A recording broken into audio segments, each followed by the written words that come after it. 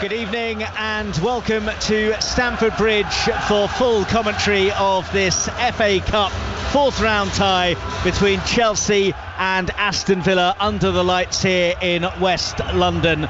It is a pretty sizable crowd considering it is an FA Cup game on a Friday evening. The light show is in full swing. We have two large flamethrower type devices that are blasting up into the West London sky.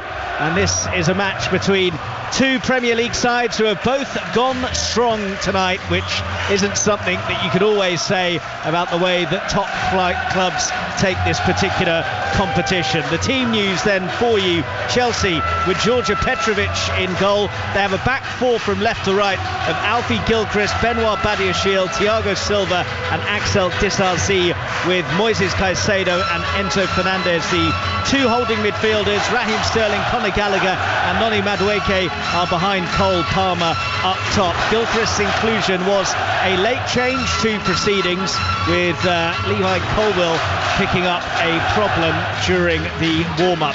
As for Villa, Emi Martinez between the six for them. Moreno, Longley, Konsa and Cash comprise their defensive line. McGinn, Kamara, Louise and Diaby are the midfield four, with Yuri Tillemans just behind Ollie Watkins.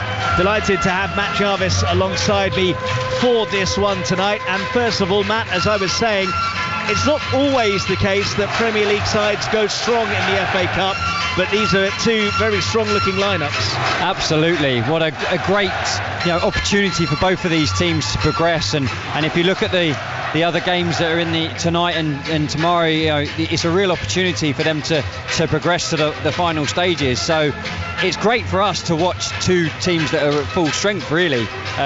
So it should be a really entertaining game.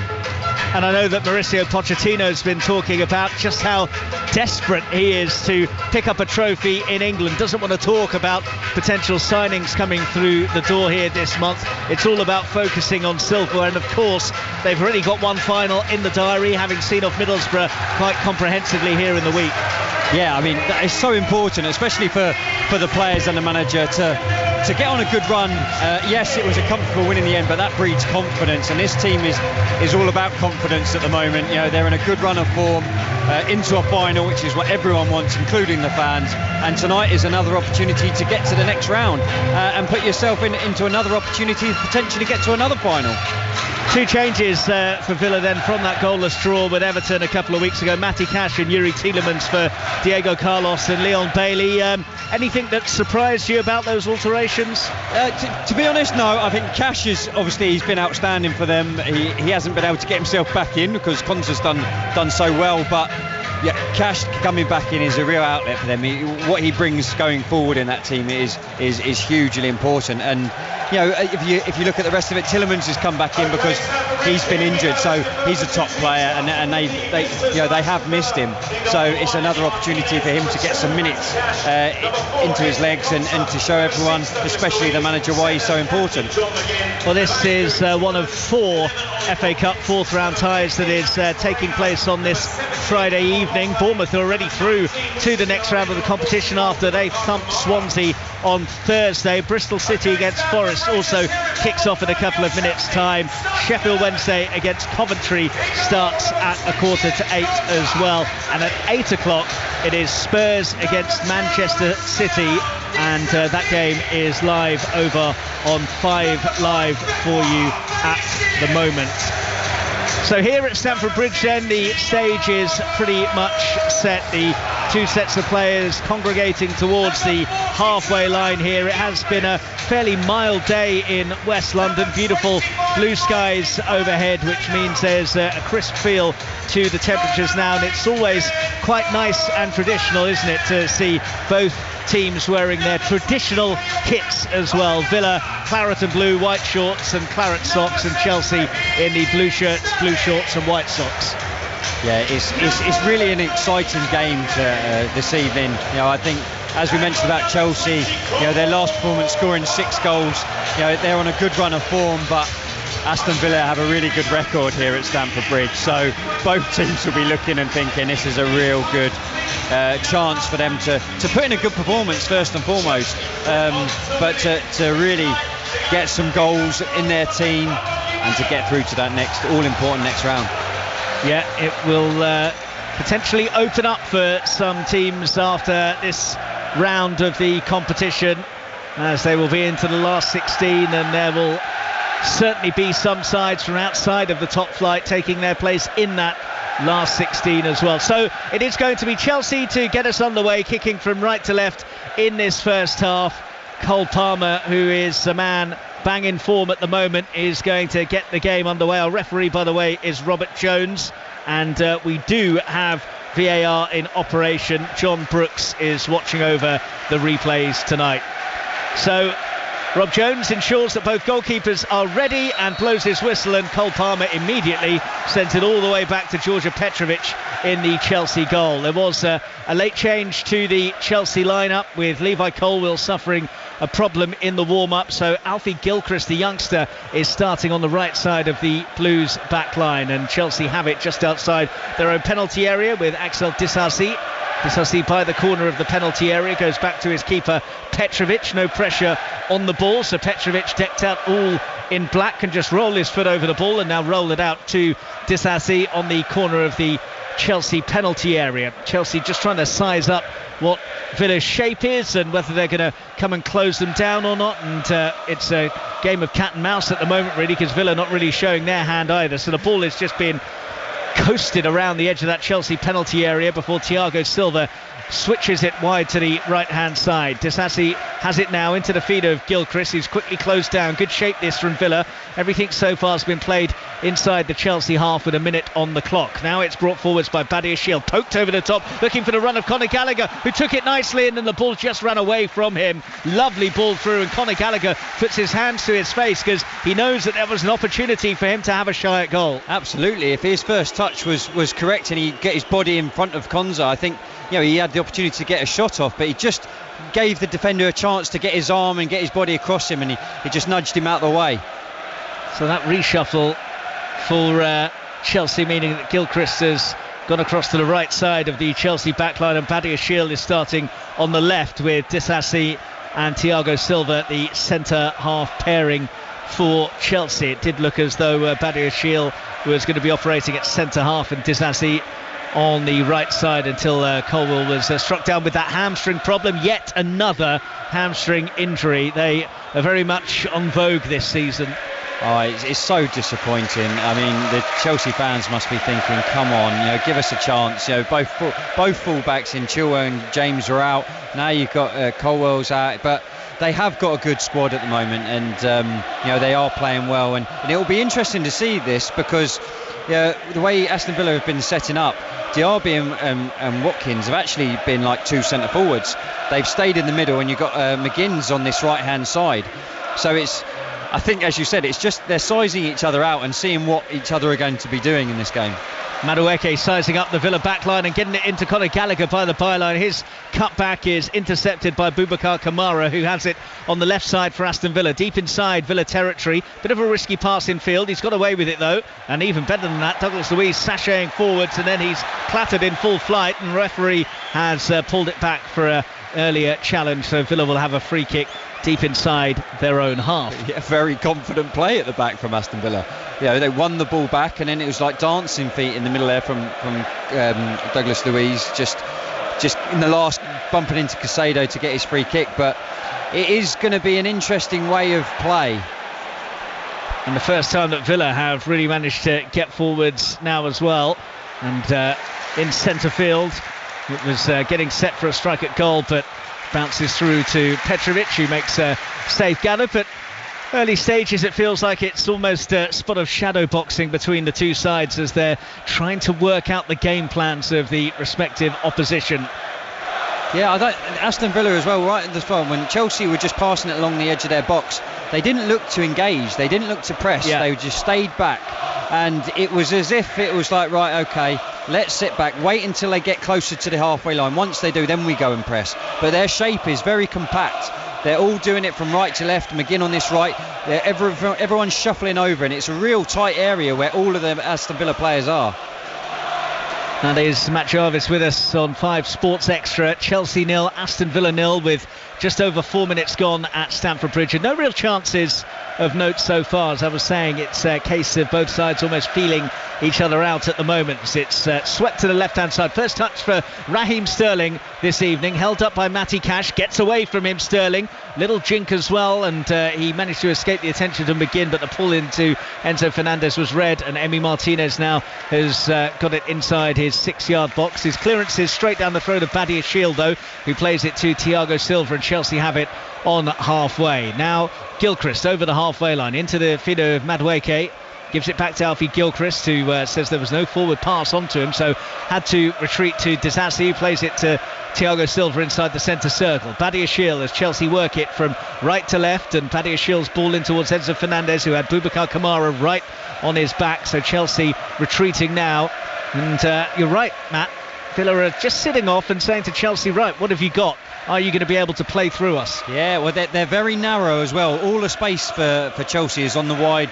You've got Sterling and Madueke on the other side. They've both got their shape very wide, and Aston Villa are just holding out the middle. Can't play through us. They have to go wide. And it's really hard for Chelsea to find that pass through the middle. Every time they just going from side to side, and every time they play that one ball through the middle, Aston Villa are onto it. Some very dicey play at the back again from Villa with Concert and Longley and Martinez. Martinez, he's controlled that so well. He's literally on the goal line. On the line. And if something had gone wrong there for the Argentine, then it would have been 1-0 Chelsea. As it is, still scoreless with 6 minutes gone and no chances of notice. Douglas Luiz spins and comes up towards halfway. Left side of the pitch. Lofted ball forwards. It's an absolute beauty as well. And Moreno has managed to bring it down inside the area. Gets to the byline, gets the cross in. Disasi with a thigh away that goes away as far as the edge of the box. And now, over in the area goes Yuri Tielemans. I don't think there was anything in it. The Villa fans, who are sizable in their number, because with this being a cup tie, the away allocation is bigger than it usually is. And they are occupying the entire end behind Emi Martinez's goal. But I don't think any of them seriously thought there was a penalty in that. No, it was actually really good defending by Conor Gallagher on the edge of the box. The ball got cleared and he went to control it, and it bounced through to McGinn on the edge of the box, and he's sort of slid to get the first one, and then he's inside the box, and he even managed to get another flick the other side of McGinn to get the ball out. So really good defending. Goalless here between Chelsea and Villa, likewise Bristol City and Nottingham Forest, and Sheffield Wednesday against Coventry. They were also 7:45 kickoff. Spurs against Manchester City gets underway in just under 10 minutes time, and there is full commentary of that on 5 Live should you wish to listen. Here is Thiago Silva though into Enzo Fernandez. Phony war early on between Chelsea and Aston Villa, and then a slightly phony pass from Enzo Fernandez which ran away from Disasi, but no harm done as Gilchrist collects, and Chelsea are in possession once again with Thiago Silva deep inside Chelsea territory, and again Watkins and Diaby just sitting off, not pressing but not retreating fully, but Chelsea have scooped it over the top. Madueke on the right hand side, closed down by Moreno, held up by the defender, and Madueke now gets the ball in, and that's a good piece of defending from Clement Longley to get his boot behind it, but at the expense of the first corner of the game. Yeah, and it was only one ball over the top. Madueke's he made a good run in behind, had the pace to get onto the ball, forced it down the line, got his right foot cross in, and again it's been put out for a corner. But I'm just surprised with the shape of Aston Villa. They are definite 4-4-2, very narrow, and Chelsea are finding it very hard to get through the middle, but loads of space down the wing. Lovely stuff out wide from Palmer. And now it's back with Raheem Sterling. This is on the right side for Chelsea. Madueke with a chance to burst to the byline, gets it in, came off a couple of Villa players and rebounded favourably for Unai Emery's side, and now it should be run clear by Moussa Diaby on the left hand side. He goes infield to John McGinn, who collects under pressure though from Enzo Fernandez, and Villa have worked that out from the back really well. Watkins clips it wide to Diaby, who kept it in brilliantly. Chelsea have plenty of blue shirts back there though, so Villa's progress is somewhat stunted. Nice swivel and go though from John McGinn in centre field, still going McGinn, great run this. John McGinn was clipped, and play is continuing because there's an advantage for Villa here, and now Matty Cash has sort of said to the referee actually we'll take that free kick, because instead of motoring forwards he stopped and looked up at the referee Rob Jones, who was not only awarded a free kick, but he has also got the yellow card out for Thiago Silva. That is really, really good play from John McGinn in the middle of the park. He showed great feet, but also strength to get away from, I think it was Gallagher and then Enzo. And he's just been taken out 10 yards out of the box. But the referee done well, played advantage, and just in the end pulled it back. I think Matty Cash was looking at it, had the ball at his feet and was looking around going, actually, there's not really anything on. Let's get the free kick at the edge of the box. I don't know if you watch rugby at all, Matt, if that's your sort of thing. So in that sort of situation, the referee can sometimes say they're playing an advantage, but if the player decides that there's none in it, they basically stop playing and then they get the penalty. Yeah. And that's essentially what Matty Cash did there. He said, no thanks, we'll take the free kick. We don't want the advantage. And the referee blew and then got out the yellow card. So they decided this was a more favourable option for them than continuing in open play. And John McGinn from 25-30 yards out from goal. It's a central area which actually makes it a bit trickier if you want to try and go for some dip and bend with the effort, but McGinn is in conversation with the Villa players that have infiltrated the Chelsea wall, and almost every single Chelsea outfield player is in this wall in some measure. It is one of the longest that I've ever seen, because you've got about six Chelsea players, well, 3 Villa players and then another Chelsea player tagged on at the end for good measure as well. It is a good area to take this, though. Who's going to strike this? Oh, I'm going with McGinn because he won the free kick. John McGinn. Oh, and they've played it short and caught Chelsea napping here. Clipped in by Moreno, and the header from Tielemans is tipped over by Petrovic. Well, they caught everybody out there with the free kick routine. Beautifully worked, lifted into the area. Tielemans' header down into the turf and tapped away to safety by Georgia Petrovic. The first big chance of the game is Aston Villa's.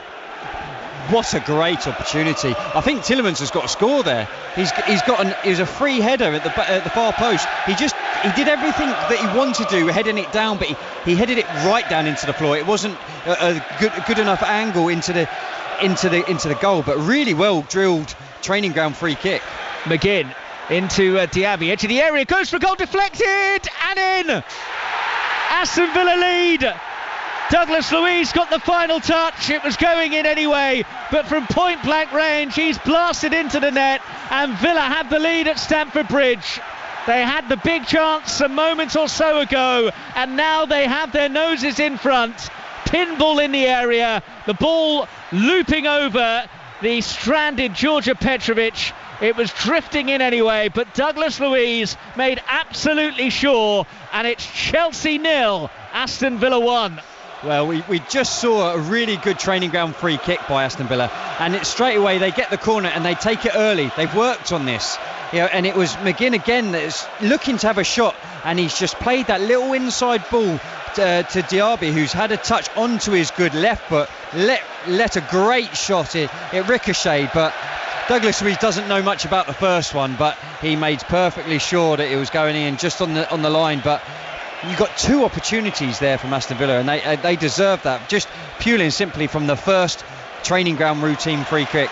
Well, VAR is checking a possible handball in amongst everything that went on there, and I did notice just out of the corner of my eye that the ball wasn't on the centre circle, because Georgia Petrovic had it in his hands, and he looks very, very confident that he's going to be taking a free kick here from just outside the 6-yard box, rather than having to hoof it forwards for Chelsea to take a restart. Well, if they're checking it, there's obviously something. I mean, we couldn't see from here, he's the other side, but it did ricochet pretty quick. He's either it'll be very interesting to watch and see if he's actually put his arm towards the ball, or if it's just hit him. But as you say, Petrovic is having none of it. He's keeping the ball, and he's thinking it's definitely a free kick just outside the 6-yard box. Well, Rob Jones has got his finger to his ear. He's in conversation with John Brooks, and the decision is that there was a handball, because the symbol has been made by the referee Rob Jones, and it is a handball and a free kick for Chelsea just inside their own area. Wow. I think the Chelsea fans are very pleased with that.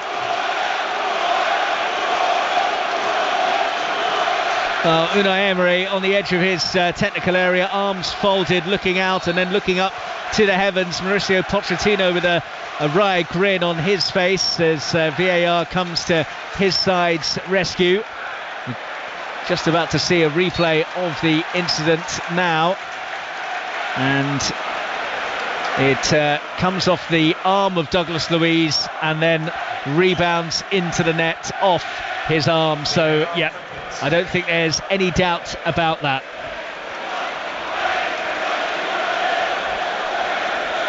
So Chelsea reprieved, quarter of an hour played. Chelsea 0, Aston Villa 0. Douglas Luiz with the ball in the net, but it came off his arm as he then tapped into the unguarded net, so it doesn't stand. Badiashile then for Chelsea, down the line looking for Sterling on the left. Cash comes across to cut him off. Sterling tries to nick it around him. Cash stood firm though and now gets the ball forwards towards Diaby. That disallowed goal has just raised the temperature a bit here after what had been a bit of a flat start to the game. Thiago Silva, who's on a yellow card for hauling down John McGinn when he was in full flight, has the ball in towards Badiashile, and now Caicedo and Chelsea are boxed into a bit of a corner here on the left side of their defence. Caicedo tries to wriggle away from a challenge. Douglas Luiz has managed to push it against Caicedo, so it's going to be a throw Villa's way, roundabout level with the Chelsea penalty area. Matt Jarvis. Yeah, Chelsea, they did have to wake up there. All their passes were all around the back four, side to side. They didn't have any passes through the middle. It all got cut out by Aston Villa, and Villa now they've played some really good stuff. Even when they've won the ball back in the defensive third, they've passed it out really well through the lines. Some really good individual play, and then their last couple of attacks, it looks really threatening. Sterling feeding Enzo Fernandez on the left in towards centre field. Cole Palmer took it wonderfully, sweeps it wide. Madueke! Great save by Emi Martinez. Beautiful Chelsea move, slicing through Aston Villa. Madueke's effort lacked a little bit of venom, but it was still a smart stop from Martinez. That again is straight to the other end. That's really woke Chelsea up now. Sterling with really good flicks on this left hand side out to Enzo, who played it into Palmer, and I almost thought he wanted to have the shot, but he laid it perfectly weighted to Mazuaki to have it on his left side.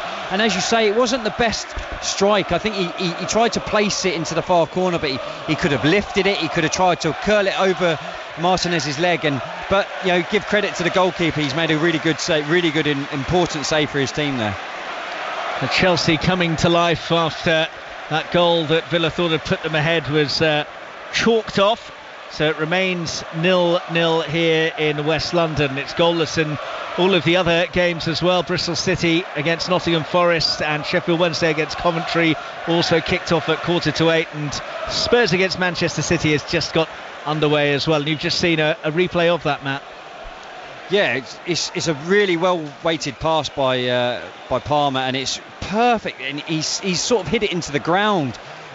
He just needed to just lift it slightly into that far corner. I bet if he hits that in training, it goes in 9 out of 10 times. Chelsea with a bit between their teeth as Cole Palmer goes for goal now, but the side-footed effort, a bit like Madueke's strike a couple of minutes ago, didn't really have much bite about it, and that was a very comfortable save for Martinez to make. Yeah, I think he's from the one that he thought about shooting to start with and passed it.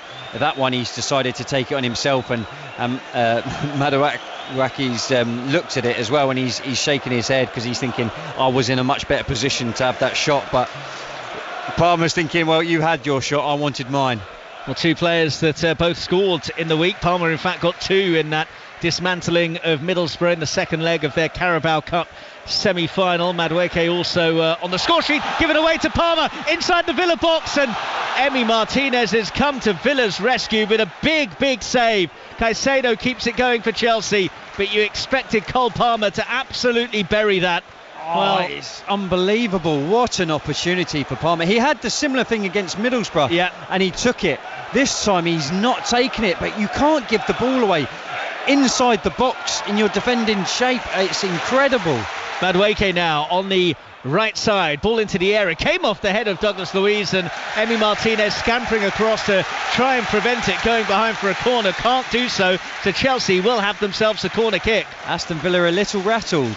They give the ball away. They've looked so comfortable at the back, but it was Longley that gave the ball away at the edge of the box, and since then they've looked shaky. Even Martinez there, I even thought he could have just caught it, but he's pushed it wide for a corner.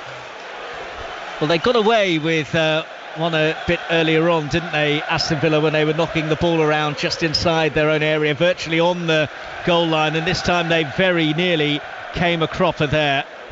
Yeah, there is playing out from the back, and then there's playing out from the back. That is very dangerous.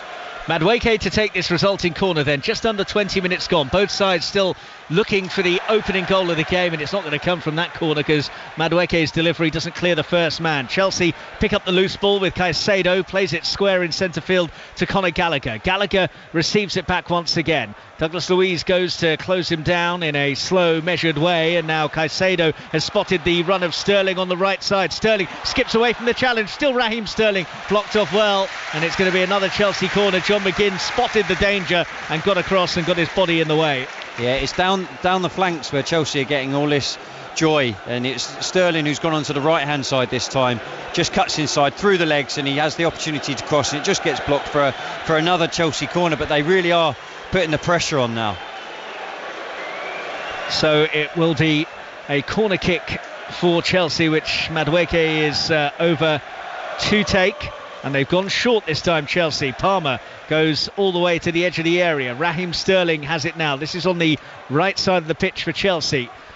Palmer backwards of square to Sterling. First time whip ball in is blocked by Matty Cash, who's gone down. I think he took the full force of that in the face. Villa have possession with Watkins, who's run into traffic in the shape of Sterling, and now it's blasted up towards halfway. Diaby can't take it down because Conor Gallagher has read it, and Enzo Fernandez has it and then knocks it against Douglas Luiz to get Chelsea the throw.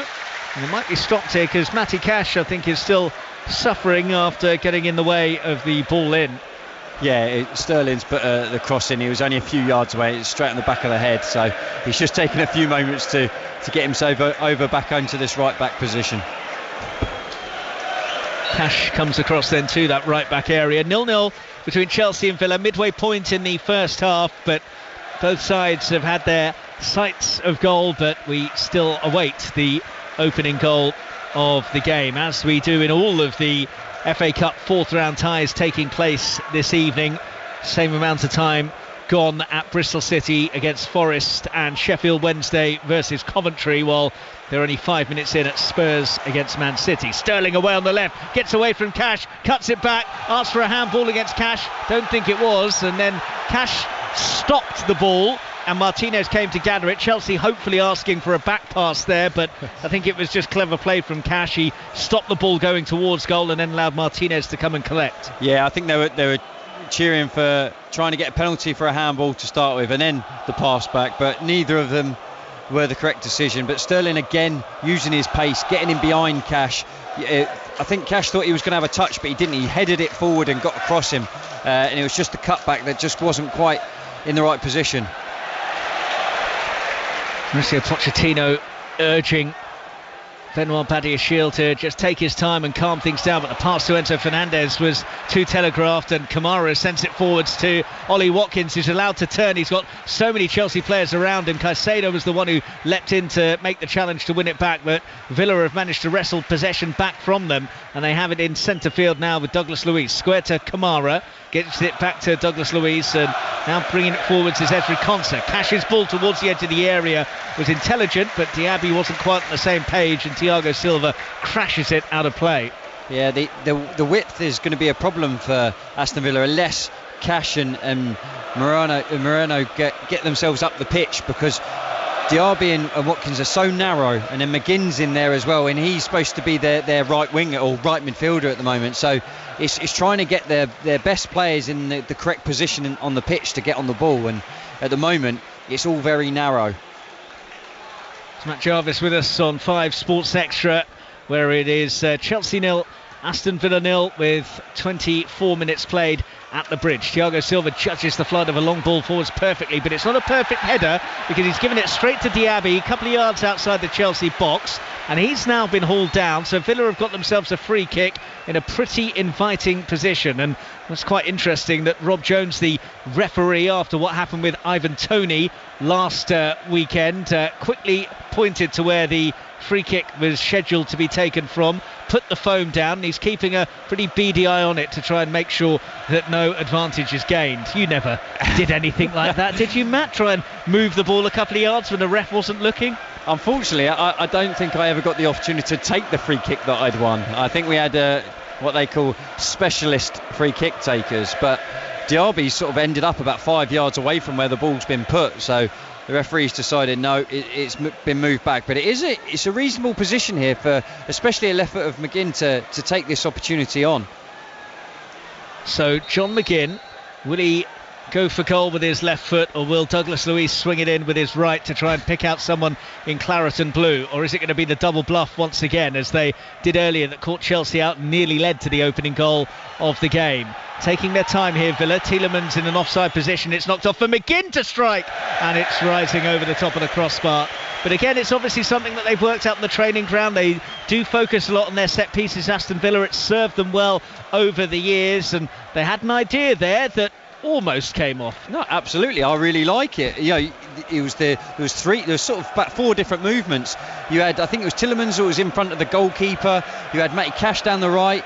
McGinn ran to go over it. Douglas Costa then rolled it back to McGinn, and he had a really good strike from right on the edge of the box, really. But he's just blasted it over. But I really like and enjoy the different setups that they're doing with these set pieces, corner kick routines, free kick routines, and they're actually getting joy with it, which is the main focus.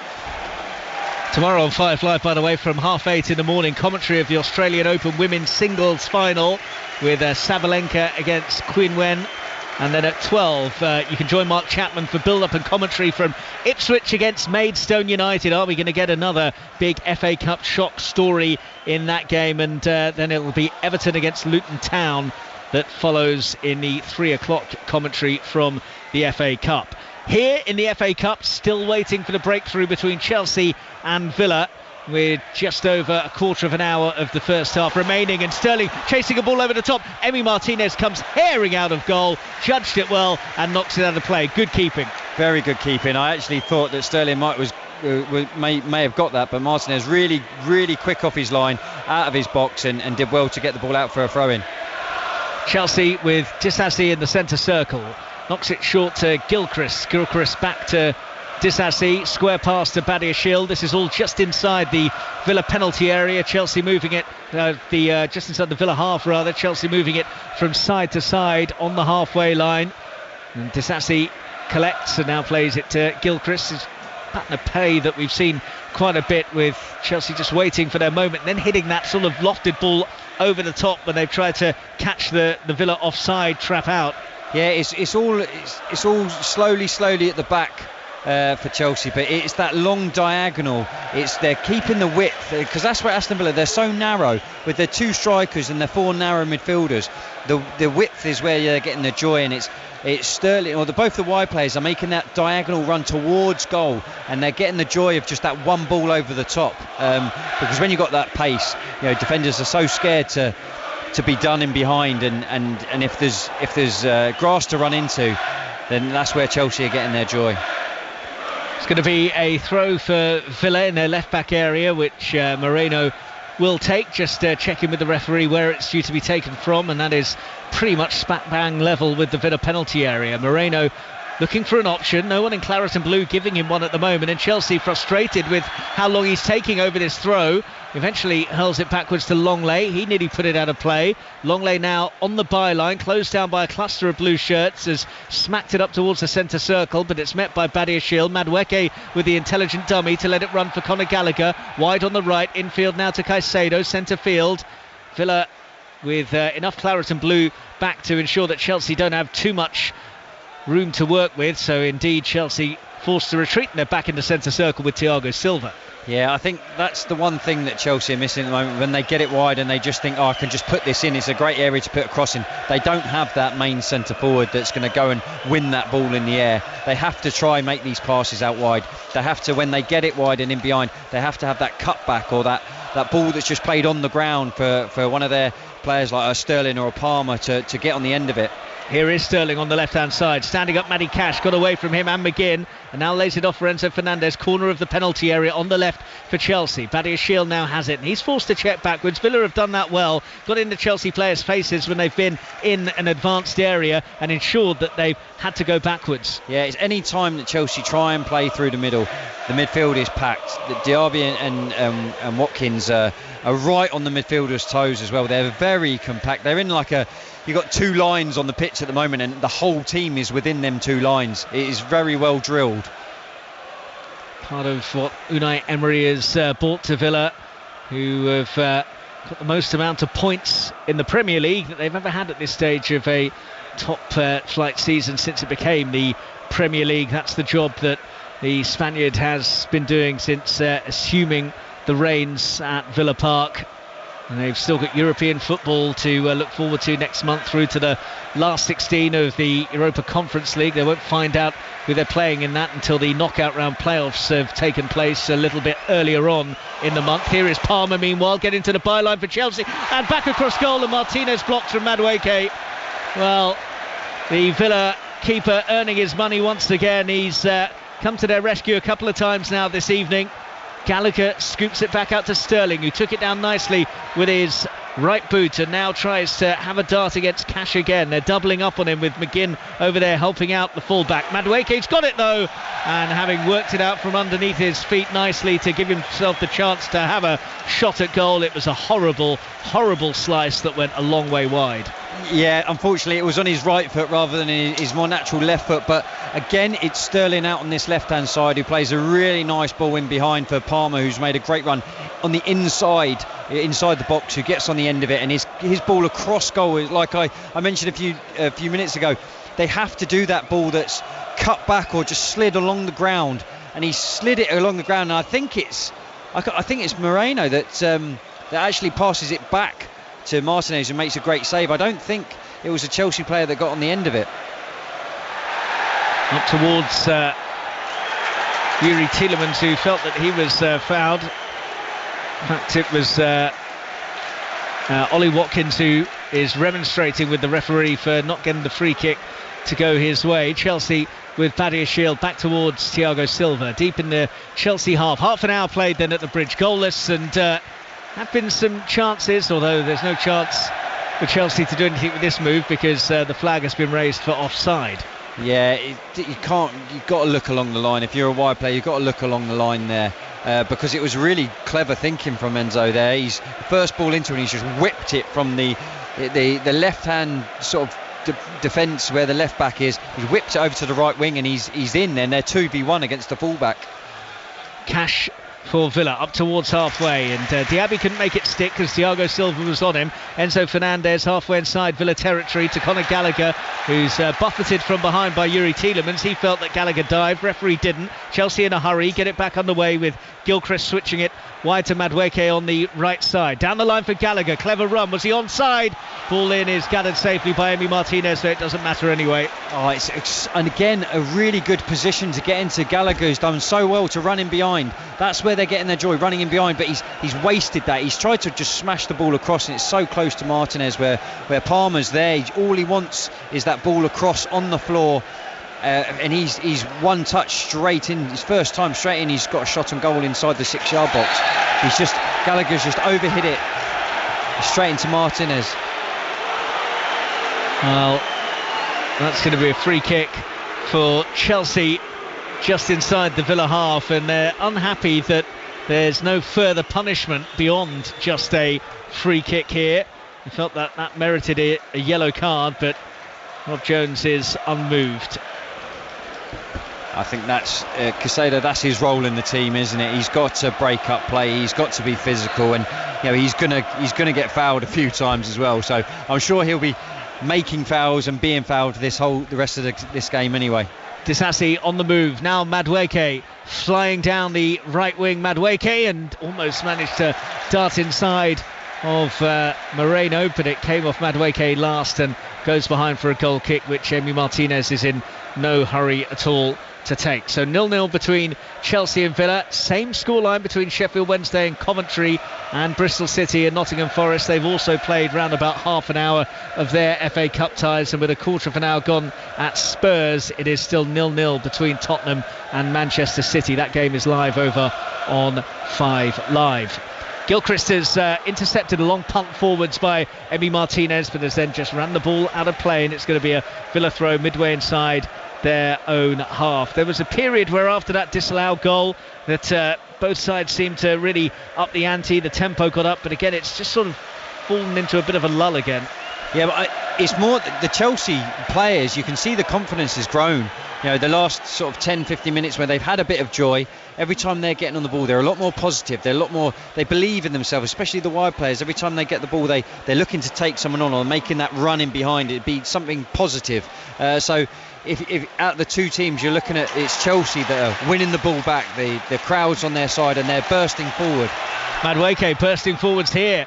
Again, it's on that right side, jinking and weaving, getting to the byline. Great stuff from Madueke. Couldn't pick out a teammate though. Had 3 in blue in the area, nowhere near any of them, and Villa have scrambled it away. Yeah, again, such a good position to get into. That's 3 or 4 times now Chelsea have got in behind the Aston Villa players, and they're looking for that cutback, but they haven't been able to pick out a Chelsea player on every single opportunity. It's disappointing on their part because they're getting the opportunities, they're getting into these areas of the pitch where they're able to have a cross or at least a shot at goal, but they're really wasting them.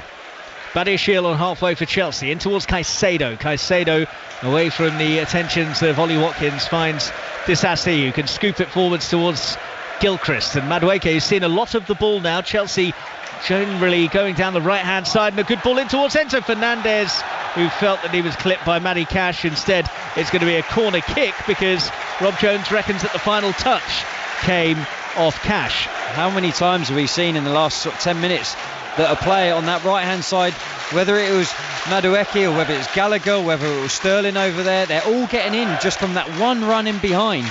It's just that final ball across goal that's really letting them down. Corner kick then for Chelsea. 10 minutes to go until the interval in this FA Cup 4th round tie. Both sides still looking for that opening goal. Madueke with the corner. That is awful. I'm not sure what he was trying to do there. It was almost like a Cristiano Ronaldo attempted hit onto the valve of the ball, so it just ballooned into the area and was easily cleared. That said, they recycled it well. Sterling got down the right side of the penalty area, and Cash is there again to send it behind for another corner. I've just seen Madueke just go to Palmer, you take it. I think that's a few corners he's taken that if they haven't gone short, he's hit the first man. It's a real waste. So as Matt was saying, Palmer has assumed the responsibility for this latest Chelsea corner that will be coming in from the right side as they look at it. In swinger from Palmer, that's better. Martinez has flapped at it. Kamara, in trying to get it away, has suffered a head injury, so the referees immediately called a halt to play. He's back up immediately, so he's going to be all right, I think. But Martinez there looked a little bit uncertain, but it was all about the delivery from Palmer, which was so much better than what we've previously seen from Chelsea corners. Yeah, well, as a defender, they must be going up, and if the ball doesn't come in, it's a short one and it never comes in, you're thinking, come on boys, I've just run all the way up there, I've got myself into a great position to score a goal when you've not put the ball in. And even when they do hit the first man, there's that disappointment to run all the way back to their goal and thinking, come on, just put a good delivery in, and Palmer definitely did that on that occasion. Madueke has nicked it back nicely from virtually on the touchline to ensure that Chelsea have kept possession, and it's with Thiago Silva now. This is about 10 yards outside the Chelsea box, in towards Enzo Fernandez. Short pass to Caicedo was risky, but Caicedo managed to readjust and get it back safely to Badiashile. Square to Thiago Silva, who finds Disasi, all deep in Chelsea territory at the moment, with 8 minutes to go until half time, and it's still 0-0 at the Bridge. Badiashile now looked up and thought about lofting it forwards to Enzo Fernandez, decided to keep possession, so Chelsea are still operating well inside their own territory. Now Disasi with that scoop ball over the top for Madueke to chase. Moreno up against him, and Moreno has just about stayed the right side of the law there, put a bit of physical pressure on him, and then managed to lever the ball away to safety. on halfway though. It's won well by Thiago Silva, who's gone down clutching his stomach. He's got up now and needs to defend because Villa have recycled it. And McGinn coming through the centre of the Chelsea midfield has opted to go wide to Moreno. Moreno stood up by Madueke. Infield to Tielemans, and back now with Moreno.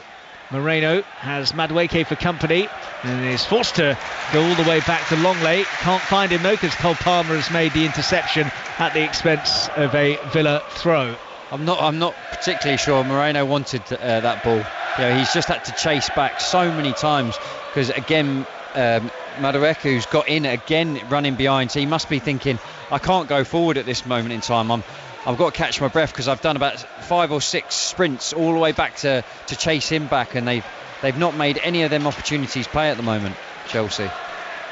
Villa on halfway with Longley surging forwards, and he's found Tielemans, who's weaved it out to the near side, and Cash, who can advance here.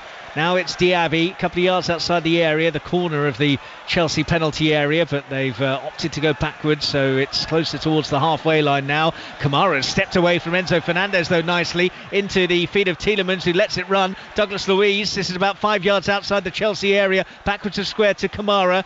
So many blue shirts back there. There's a precious little space for Villa to work with. Cash has collected it, though, now on the corner of that Chelsea box. Back to McGinn again. Villa not really going anywhere fast, but McGinn with a pirouette away from Enzo Fernandez. Now gets it onto his left foot as he looks to play the in-swinging cross. He's unable to do that because Badiashile was on his shoulder, so it's back with Konsa just inside the Chelsea half now, and every Chelsea player is back behind the ball. Konsa's managed to spin it wide to Tielemans, who's gone backwards to Longley. This is on the left now with Tielemans for Villa. Good bit of possession from Villa. Is there anything at the end of it though? It's Konsa inside the centre circle for Aston Villa, and now it's a short stabbed pass to Longley, who does play the ball in towards Diaby, nowhere near him in the end though. Badiashile's header was poor, and Thiago Silva swings a boot at it to get it high into the West London sky, and Konsa's cushioned header down towards Moreno has actually come the way of Madueke, who plays it into Caicedo. Noni Madueke just inside Chelsea territory, goes back to Gilchrist, square to Disasi, and Chelsea will build again with Badiashile, with Mauricio Pochettino pointing forwards and telling him, why don't you pick out Raheem Sterling with the earlier pass? And Chelsea have missed that potential opportunity, so they've gone to the right side of the pitch now with Madueke. Madueke back to Gilchrist, and Chelsea going from right to left and back that way and back the other way, and now they've gone central with Conor Gallagher. Gallagher collects just inside the Villa half and knocks it into Enzo Fernandez, and now it is Thiago Silva on halfway into Enzo Fernandez again, square for Disasi, and they've picked out Gilchrist on the right. He was looking for Madueke, who wasn't expecting a ball, and it will dribble behind for a goal kick. Matt Jarvis. Do you know what? The last sort of minute or so where Chelsea were just building up, I've been watching what Sterling, Palmer and Madueke have been doing, and if you look at Palmer, he's offside by 5-10 yards offside behind the Aston Villa centre halves, and he's waiting for that ball from either winger to just get in behind. They've made that run a few times and they haven't received the ball, but they just having that check and just sprinting, because every single time they then get the ball, he's onside then. Enzo Fernandez has picked it up in a promising area and has darted towards the Villa penalty area, but in the end the pass was lacking, and Martinez has it safely in his mitts and is quick to distribute it, and it's forwards for Diaby to chase. Petrovic has come out of his area, a bit of an unsure touch from him, but Caicedo leaps to nudge it forwards, and now Enzo Fernandez, almost a bit of the John McGinn about him there as he used his backside to shield the ball to good effect, and it's won Chelsea the free kick. Yeah, absolutely. He knows he's just he's got to get his body in front. Luiz was just trying to get the ball going all over the top of him, so he's used his experience, got his body in the way, got himself a free kick, and away Chelsea go again. But it must have been, going back to the Palmer, it must be something they've worked on. Sterling has tried to collect on the left side, and Cash again detailed to get tight to him, has done his job, and the ball has gone out for a throw to Chelsea on the left side. It's level with that Villa penalty area. Sterling waiting for someone to offer themselves, and that offer comes in the shape of Thiago Silva, but it means going all the way back towards halfway for Chelsea, with 2 minutes of normal time at the end of this first half still remaining. Remember, we do still have replays at the moment in the fourth round of the FA Cup, so they would do it all again at Villa Park if it ends 0-0 at full time in this one. Madueke just motioning to some of his teammates to give him an option as he was inside the area there, but there was no obvious pass. That's a more inviting ball in, but nobody in blue attacking it, so the curling cross is caught comfortably by Martinez, who can quickly distribute it, and Kamara biting off a bit more than he could chew as he tried to get away from Enzo Fernandez. And then Villa are incensed here that Kamara seemed to have committed a foul, because they felt that he got the ball fairly off Enzo Fernandez, and Villa might have been away there. Yeah, the thing, Fernandez again, he's just got his body in between Kamara and the ball, and Kamara's still using his pace and power to just get round him, and he has got round him and got the ball, but the referee's decided that Fernandez has done enough to get himself a free kick. But again, you look at that out wide, Chelsea getting it wide. If they don't have that pass that's slid in behind and they can put a cross in low, they're looking at that opportunity, and it's wasted when they cut back to put crossing, because they haven't got that centre forward to run in and take that shot, and Martinez is easily able to come and get it. Last few seconds of the first half, ball in from Gallagher. Palmer was waiting, but so was Esri Konsa, who got there first and sends it behind for a Chelsea corner as we head towards stoppage time. I would love to see these replays if the analysts are there and are cropping all of this, because carbon copy every single time. One of the wide players, whether that's Sterling or Madueke, but it's Gallagher that keeps running in behind, and he's had 4 opportunities to cross that to Palmer. We're going to have 3 minutes added on at the end of the half. Chelsea have taken the corner short. Madueke jinking and weaving away from Moreno, floated in by Sterling, and the header from Badiashile is from close range, gathered safely by Emi Martinez, who got down to make the block as Douglas Luiz goes to the turf as well for some reason. But that was half a chance for Chelsea. Yeah, it was. In the end, it got played back to Sterling, who put a good cross into the far post, and as you say, Badiashile, he's made good connection, but it was quite comfortable for Martinez. It was sort of straight at him, but again, good opportunity. Goalless at the Bridge, goalless as well between Bristol City and Nottingham Forest, and Sheffield Wednesday and Coventry. They, like the games here, are also heading towards half-time. Nearly half an hour played, meanwhile, at Spurs, where it remains Tottenham 0, Manchester City 0, and we'll be rejoining the 5 live coverage during the interval here at the Bridge. So you will hear the remaining 15 or so minutes of the first half in the company of John Murray and Clinton Morrison, when the first half here comes to its conclusion, which is only about 90 seconds or so away. Douglas Luiz with Gallagher on him, plays it square to Moreno, and Chelsea have squeezed Villa back into their own area, and they've given the ball away, and Gallagher has it by the edge of the area, doesn't play the right pass though. Kamara was there, Villa in a hurry to get it forwards and get it away to safety, but they've not been able to do so, so Enzo Fernandez has picked it up and worked it wide to Sterling on the left. Raheem Sterling running at Cash, still Sterling, just again tried to do a bit too much. He'd beaten Cash, he had the chance to get the ball in, tried to beat him another time and then lost the ball, and Villa now over halfway with McGinn collecting and sweeping it on for Diaby on the right here. Diaby looking for an option, plays it into the centre and over the top by Tielemans.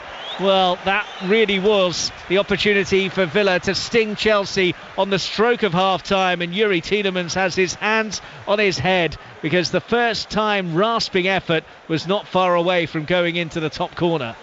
If there was anyone that you'd want on the end of that ball, that would have been Tielemans. He's blazed it over. It's such a good opportunity, and as you say, it's pretty much the last kick of the first half, and it's the first time that Aston Villa have actually been able to run in behind Chelsea, and that was that one ball, Diaby across the box, and it's just felt lovely on the right foot for Tielemans, but he's just couldn't get his head over the ball, and it's gone over. Great opportunity. Well, that is almost certain to be the last meaningful action of this first half, because Petrovic is pumping this long, and we've got seconds remaining as the ball rebounds to McGinn just inside the Villa half. Nice vision to pick out Tielemans through the centre. He was looking to try and set Diaby away, but the pass was pulled from the Belgian. Chelsea have it back, and Enzo Fernandez has it, and there is the half-time whistle from Rob Jones. Well, it's been a half that both sides have had more than their share of chances in. Villa have gone close a couple of times. The well-worked free kick that saw a header tipped over the top by Petrovic, and also at the end of the half we saw Tielemans' effort go narrowly over the top. As for Chelsea, well, Cole Palmer and Noni Madueke have had their clearest opportunities but have not been clinical enough in front of goal. That looked like something that they've remedied in the week. Matt Jarvis, that will be the one complaint from Mauricio Pochettino, that the opportunities that they've had haven't resulted in goals. He'll be pleased with the first half performance though, because they have been dominating possession, they have been working their chances. The wide players have been very effective. Palmer's looked good. He's tried to sort of get in that offside position, but what he'll be really critical with his players though is that end product. It's that one pass that's either the final pass in behind or that final cutback, because it's been repetitive. It's been 4, 5, 6 chances that they've had just from exactly the same movement. So it's there. It's just that end product that it'll be bitterly disappointed with. As for Aston Villa, as you'd expect, good shape and organisation from an Unai Emery side. Yeah, definitely. They are so solid. They're from the centre halves, the full-backs to their centre forwards, they're so tightly packed. So it's really hard to play through them. They have to.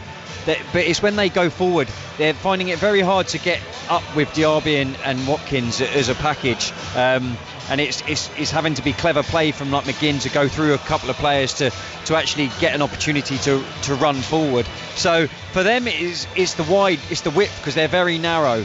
So when they try to attack, it's got to be Diaby or Watkins that are trying to go out to the wing. But really they're favouring staying down the middle, because that's where they're going to score goals. Well, we will be back for second half commentary shortly here on Sports Extra, but during half-time at the Bridge we can join 5 Live and their commentary of Tottenham Hotspur against Manchester City. 3 minutes to get the communication sorted out over the years. So they've sorted it out and play has resumed. Tottenham 0, Manchester City 0. And just while we had the stoppage, we're just looking again at the goal that was ruled out when Bob put it into the net and was in an offside position. And John Southall, sitting next to us here, was just wondering whether the ball might have gone in anyway. That's what I said. Foden. I think Foden's shot was going in, so if Oscar Bob left it, I think it was going to roll over the line. So yeah, but I think you can't stop a striker in that position. No. You know, putting it in. It's your instinct. Tottenham 0, Manchester City 0. Here's Udogie. Tottenham play from right to left as we look in the first half on the dressing room side of the ground. Ball back with Romero. Romero turns, Alvarez, and has to give it back to Vicario. Van de Ven. Van de Ven skips away, but actually was tripped by Bernardo Silva, so went sprawling to the ground. Wins a free kick, and the home fans are onto this. They're suggesting that Bernardo Silva, that reaction tells me that they think that's one too many from Bernardo Silva. Yeah. So referee Tierney will be onto this. Definitely. Back it goes to Vicario. Brilliant noise coming out from the Manchester City supporters when you think of all of the trips and all of the matches that they have. We'll be going to Copenhagen with them next month for the first leg of the Champions League tie, as Kulusevski is fouled, and Manchester City do not like that decision. Rodri runs away with his hands on his head. And Pep is clapping him and laughing to the fourth official down there. Pep is clapping him. That's not a foul, John. That's never been a foul. Guardiola clasps his hands. Might be licking his lips with Jurgen Klopp leaving the scene.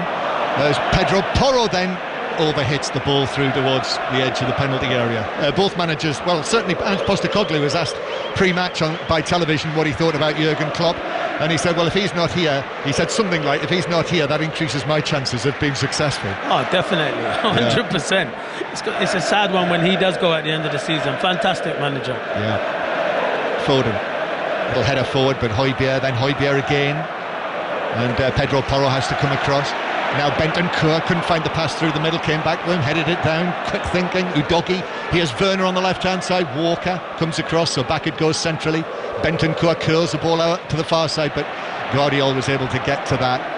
Romero though dispossesses Guardiola just about, although Kovacic slides in, and then Foden slips over as he chases the ball. Van der Ven rolls the pass to the left-hand side to Timo Werner.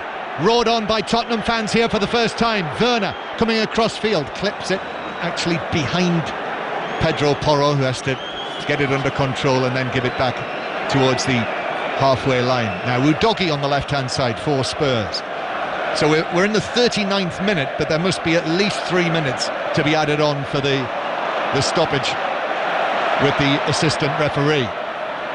Kulusevski couldn't get the ball in from the left. Werner tries to give it back to him. The defender's in there. Kyle Walker, and Kulusevski bounced off him and then down, and Walker swipes it out of play.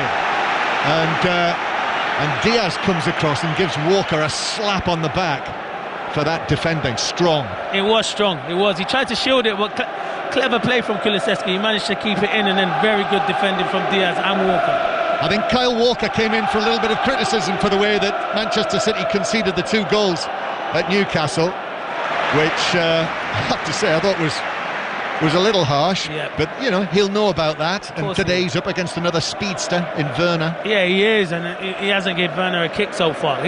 Kyle Walker knows in a one-on-one race there's not many around that can beat him. Oh, yellow card. Kulusevski took back by Bernardo Silva, then couldn't find the pass forward, but the referee's bringing it back for the free kick. And Bernardo Silva is being waved over by Paul Tierney. This has got the look of final warning, which is not going to go down well. Kyle Walker is also being asked to come across as the captain. He's not going to get the yellow card out. No, he's just going to talk to him, but it's a yellow card. You don't need to speak to the captain to say, he's on his last warning. I can understand if he's been booked already. It's a yellow card, John. He pulls him back, Kulusevski. Free kick only. Tottenham 0, Manchester City 0. Højbjerg chasses his way between 2 City players, gives it to Werner. Werner, ball across. Richarlison tried to turn it goalwards. Defender went with him. Excellent defending from Ake it was, who went with Richarlison. The informed Richarlison with 6 goals in his last 7 appearances. But now it's Manchester City who break with Bob. Lovely footwork again from him. Gives it to Kovacic, but then slightly behind Rodri, who was able to slam the brakes on, give it to Bernardo Silva. Now back to Rodri, right foot shot deflected, comes back Kovacic, that's blocked. Bob, left foot shot, that's blocked. Pedro Porro in the end threw himself, slid across the 6-yard box and made sure it went behind for a corner. And there's about 20 high fives, but it was brilliant from Man City. Rodri, you're thinking, going to put his foot for it. It's a great block. It comes to Bob. There's Bentancur, there's Porro, there's Romero, there's Richarlison, all getting out there to defend, but it was Porro. Great defending. Yeah, excellent. Putting the bodies on the line, as they say. Yeah. Tottenham 0, Manchester City 0. But a corner. So what have Manchester City got organised this time? There's a lot of discussion going on. We've got Ake and Diaz in the 6-yard box. And it could be a short corner. No, it's swept into the near post, and Højbjerg comes across and heads it behind for another one. So second consecutive Manchester City corner. Same thing, 2 in the 6-yard box, effectively 2 in the penalty area, Gvardiol and Rodri, and then Bernardo Silva and Kovacic waiting on the edge of the box. So the last one was whipped into the near post. This one also into the near post. Defender did well, got his head to it. Across the box, Richarlison heads it away, and then it's volleyed away by Werner and defended well by Tottenham. Yeah, they've done well because the balls in from Alvarez are outstanding. He whips them in with pace and coal. But yeah, you get that first contact and good defending from Richarlison. Tottenham 0, Manchester City 0. 5 Live is the place for the FA Cup this weekend. Very much looking forward to listening to Ipswich Town against Maidstone. Tomorrow, lunchtime, 12:30, Alistair Bruce-Ball and Terry Butcher will be together for that one, the former England captain. Great to have him back on 5 Live for that one. Ipswich Town legend as Kulusevski plays it up towards Richarlison. It bounces forward. Ake will get there first, which he does. The ball bounces up, and actually he's going to struggle to keep it in play. He can't. And it's a throw-in to Tottenham. Referee wants Tottenham to bring it back 10 yards. Yep, so the main commentaries tomorrow, obviously we'll have all of the sport covered, the test match as well, news on that at breakfast time, commentary on the tennis. So Ipswich Maidstone, 12:30, Everton Luton at 3 o'clock, and then Fulham Newcastle at 7 o'clock tomorrow night. Test match not going well for England at the moment, is it, John? No, might be over tomorrow. I know, definitely. It might not be. England might stage a stir and come back. Stokes heroic again. Yeah. But I have to confess, my hopes are not high. Me neither. Højbjerg swings it forward, headed down Guardiol. Bentancur comes across. Ooh, and certainly seemed to hand him off. But that's been warmly received from the Tottenham fans. But Pedro Porro's ball in field wasn't quite right for Richarlison, and cleared by Ortega. Foden went for a first-time pass downfield, but Romero made sure he got in the way of that, and Tottenham played back to Vicario. So despite the fact that Ange Postecoglou has gone with the 4 forward players, we've really just not seen them for any sustained period of time, have we? No, that's because of Man City, the way they're relentless in keeping possession and the way they press. But I think they go in the last 5 minutes, they've grown into the game, Tottenham, where they've been better in possession. And Tottenham know, everyone knows, that was a lovely turn by Johnson, but he's not going to be able to keep it in. Turned Guardiol very well, but the ball just ran away and he couldn't keep it in, so it's a throw into Manchester City. And he's unlucky, to be fair, there, because he does turn him. Well, you're right. He would have been away. Exactly, he would have been. But I was going to say, Clinton, we know, they know, everyone knows that Kevin De Bruyne is sitting there on the substitutes bench after what he did when he came on at St James's Park. I'm sure we'll see him for half an hour tonight, John. You would think, and a bit of magic. A little bit longer, round about the hour. We'll look out for that. Long pass from Diaz downfield. Bob allows it to drop over his shoulder, bouncing down into the full-back position, angles it back. Shot from Foden arriving, but wide by probably 2 yards. And it's a goal kick. It's a great run from Bob. He spins in behind Porro, and that's because the fullbacks are so high and he cuts it back. Foden's hanging back, but I think Ndogi just does enough to put Foden off, and he drags the shot wide. Do you know, I've hardly, in terms of goal-scoring opportunities, I've barely made a note. No, the only one is the Bob offside, really, isn't it? The Vicario save. And there was the little sequence where there were blocks and blocks and blocks in the Tottenham box, but that's been about it. So, in fact, the statistics do bear that out. Tottenham, no shots on target yet, and Manchester City with 2, as Udogie is fouled just near the halfway line in between the 2 managers down there. It's a 3-3 draw in the Premier League before Christmas when Kulusevski scored the equaliser. That was an exciting match as Tottenham start to bring it out from the back. But the recent matches here, these 5 matches, have been 0-1, 0-1, 0-2, 0-2, 0-1 in Tottenham's favour. Manchester City with it on the halfway line. Bernardo Silva to Kovacic, and then Bernardo Silva just lifts the ball past Johnson and then allows it to Kovacic, who's off. Strong run from the Croatian, but still in the central third of the field. Turns and gives it back to Walker, who plays it infield to Diaz. And Ake picks out the pass to Guardiol, but it bounced away from him, and Pedro Porro was in. And now Bentancur to Johnson, but Johnson checks back. You wanted him to carry on there, Clinton. Yeah, he's just not confident enough. He should be going and taking him on. It was Rodri that was tracking him back. Just be positive and believe in yourself. Brennan Johnson. And so Manchester City in this grey kit have it again in the central third. John, what do you think of that kit? I was going to ask you earlier.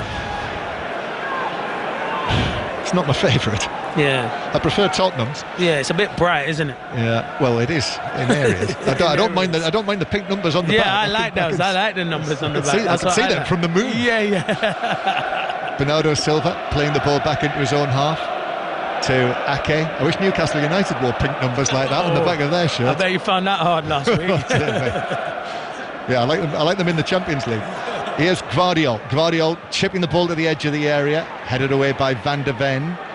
Comes out Højbjerg, and now Alvarez. This is 25 yards out, not cleared by Bentancur, but Van de Ven is there. He's had an excellent night tonight, Van de Ven, so far for Tottenham, as there's a foul on Johnson, challenge from behind by Guardiol, and eventually the referee stops play because it was a bang on the head, I think, for Johnson. So we'll have another stoppage in what is already 6 minutes of added time at the end of the first half. So Chelsea, Aston Villa, They're at the half-time breaks in the other matches, but that is on Sports Extra. Mark Scott and Matt Jarvis are the commentary team at Stamford Bridge. Still 0-0 there, 0-0 Bristol City, Nottingham Forest, and Sheffield Wednesday 0, Coventry 1. Clinton Morrison. Yeah, to be fair, I don't know if there's much contact there. I think Brennan Johnson just loses the header and just wants a break, basically. But you have to stop for a head injury, because it looked like there was the slightest of contact there, but maybe not enough for him to go down. Yeah. They weren't happy with it, the Man City players, and Diaz always seems to be the one who wants to run 100 yards and get involved. So it's a stoppage while Johnson receives treatment. Tottenham 0, Manchester City 0. And I'm just seeing on my screen here, and this looks very much to me as though we've got some of the stars of the 1981 FA Cup final gathering in the tunnel, because Glenn Hoddle's there and Ozzy Diaz is there. Well, thanks to John Murray and Clinton Morrison, who are at the Tottenham Hotspur Stadium for Spurs against Manchester City. Full commentary of that game continues across on 5 Live here on Sports Extra. We are just about to kick off the second half at Stamford Bridge with the score 0-0 between Chelsea and Aston Villa. Chelsea certainly having the better of the first 45 minutes, with numerous chances generally coming from the same type of move that Villa have had their sights of goal as well, and had the ball in the back of the net, but Douglas Luiz's effort struck off for handball after a VAR review.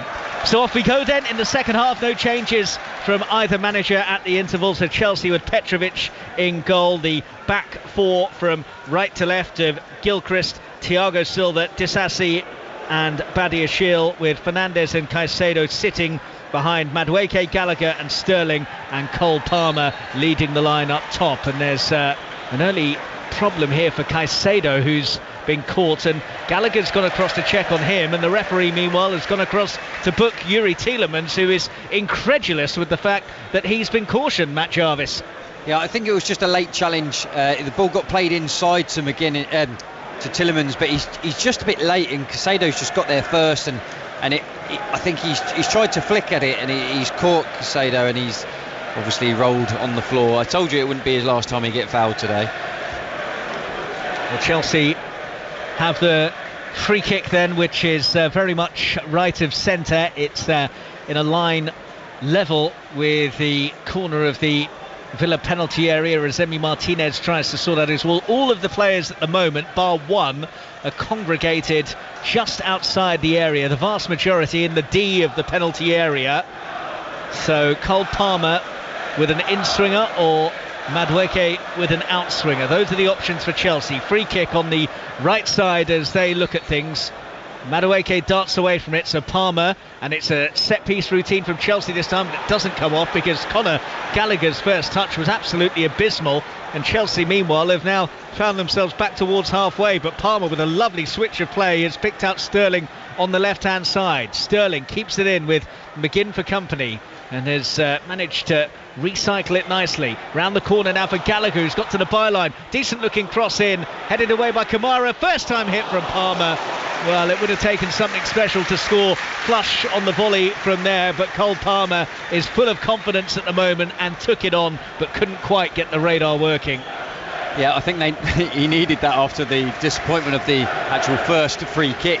But there is a really good opportunity for him to on that left-hand side, left foot, to try and sort of curl it into that far corner, but a really difficult chance, because it's on the volley. It's coming from really high down onto him. There's loads of players in front of him, but he's got a good connection, but it's just wide.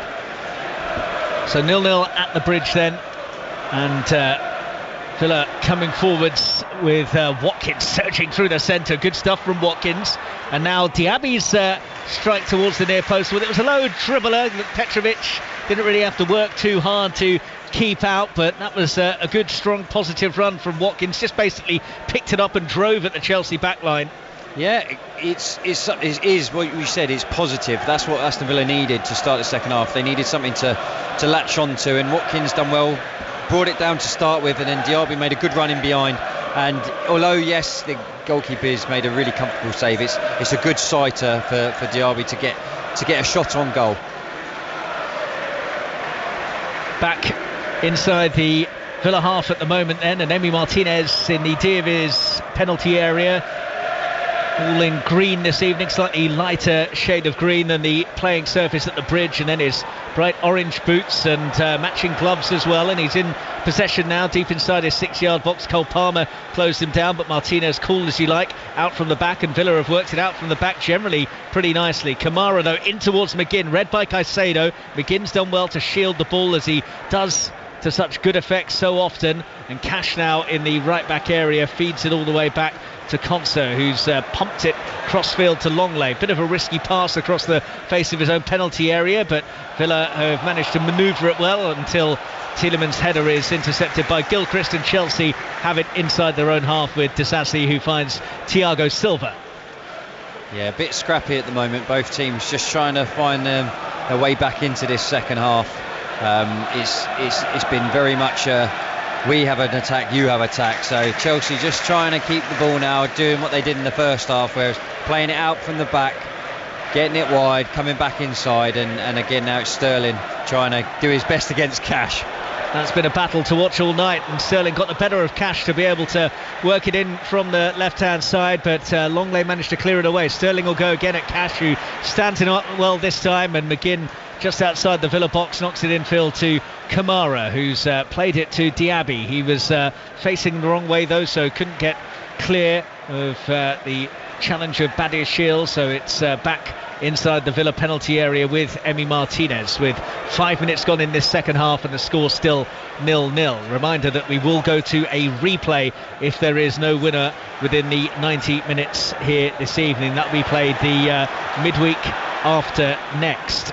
Here is Gallagher on the right, good looking ball in, and Martinez scrambles across to lie down and gather at the edge of his 6-yard box, and then a bit of a rush of blood to the head because he pumped it forward looking for Diaby to try and chase, but Disasi was able to deal with it pretty easily, and Chelsea have got it with Caicedo towards Madueke, but he split the difference between him and Disasi. Disasi on his follow through though managed to block the ball forwards from Moreno, and it's out for a Villa throw.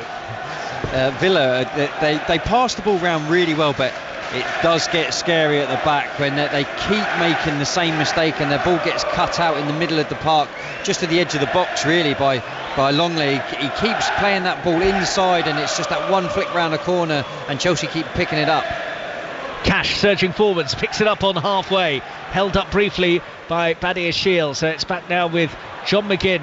McGinn has Sterling on his back, and Sterling has buffeted him over from behind. Quickly taken free kick by McGinn down the right channel for Diaby, who showed a bit too much of it to Thiago Silva. So Chelsea back in possession now just outside their own box. Caicedo has it and spins towards the halfway line.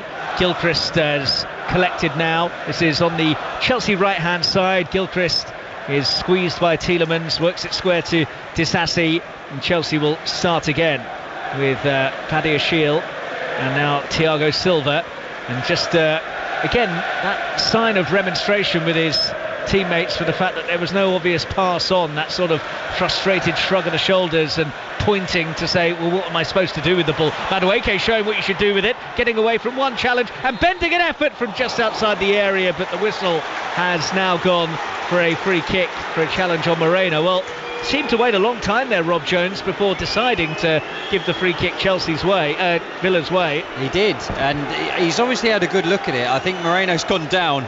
You know, he's done well for his Villa teammates, because he's gone down really dramatically. The referee's had to make a decision, but it's one of them. They've come together. Madueke's trying to get away from him. He's tried to move his arm, move away. He probably has caught him in the face, and the referee's made that decision and pulled it back. But he got that shot away. He almost should have had the shot before Madueke, and he had another touch to come inside again, and he's hit it wide. But it's quite an entertaining first half. Lots of challenges, lots of passing forward, trying to get shots away. Tielemans has now been caught by Madueke just inside the Chelsea half, and Mauricio Pochettino is almost on the pitch as he makes his feelings clear, as do the Chelsea fans sat around us as well. But I don't really think that they could have had any complaints about that being a free kick for Madueke clattering Tielemans No, I think he's probably frustrated from the last decision that went against him, and he's just taken it out, but he can have no complaints on that one. So just the one goal in all 4 of the FA Cup 4th round ties being played this evening. That came at Hillsborough, with Coventry leading 1-0 at Sheffield Wednesday. No goals between Bristol City, Nottingham Forest, or Spurs and Manchester City, which is now half-time. Here is Moreno away on the left for Villa, clips it in towards the 6-yard box, and it's sent away for a Villa throw down in front of that end that is entirely occupied by Aston Villa supporters behind Georgia Petrovic's goal. It's going to be taken by Moreno, who got away on that left-hand side and is now waving away the Villa players close to him, telling them to get into the penalty area. Receives the return pass from Watkins. It bounces favourably for Boubacar Kamara to sweep it all the way back to Konsa in the centre circle, drilled it towards Tielemans. Too much on it for the Belgian to control. Madueke collects instead, and he opts for the backwards pass to Disasi, and Thiago Silva by the D of the Chelsea box has found Badiashile. Bit of room for Caicedo, pokes over the top for Sterling to chase. Lovely pass that was. Sterling collects, he's been forced wide. Cash trying to stand him up. Sterling cuts in field and looks for the effort on goal, and it's blocked away as far as Caicedo urged to have a go at goal himself. Moises Caicedo back to Gilchrist. Chelsea pushing forwards with Madueke, still waiting for the opening goal at the Bridge. Gallagher looked offside to me, and now the flag goes up, and that was pretty criminal from Conor Gallagher, because he could see the whole way along the line and still moseyed into an offside position.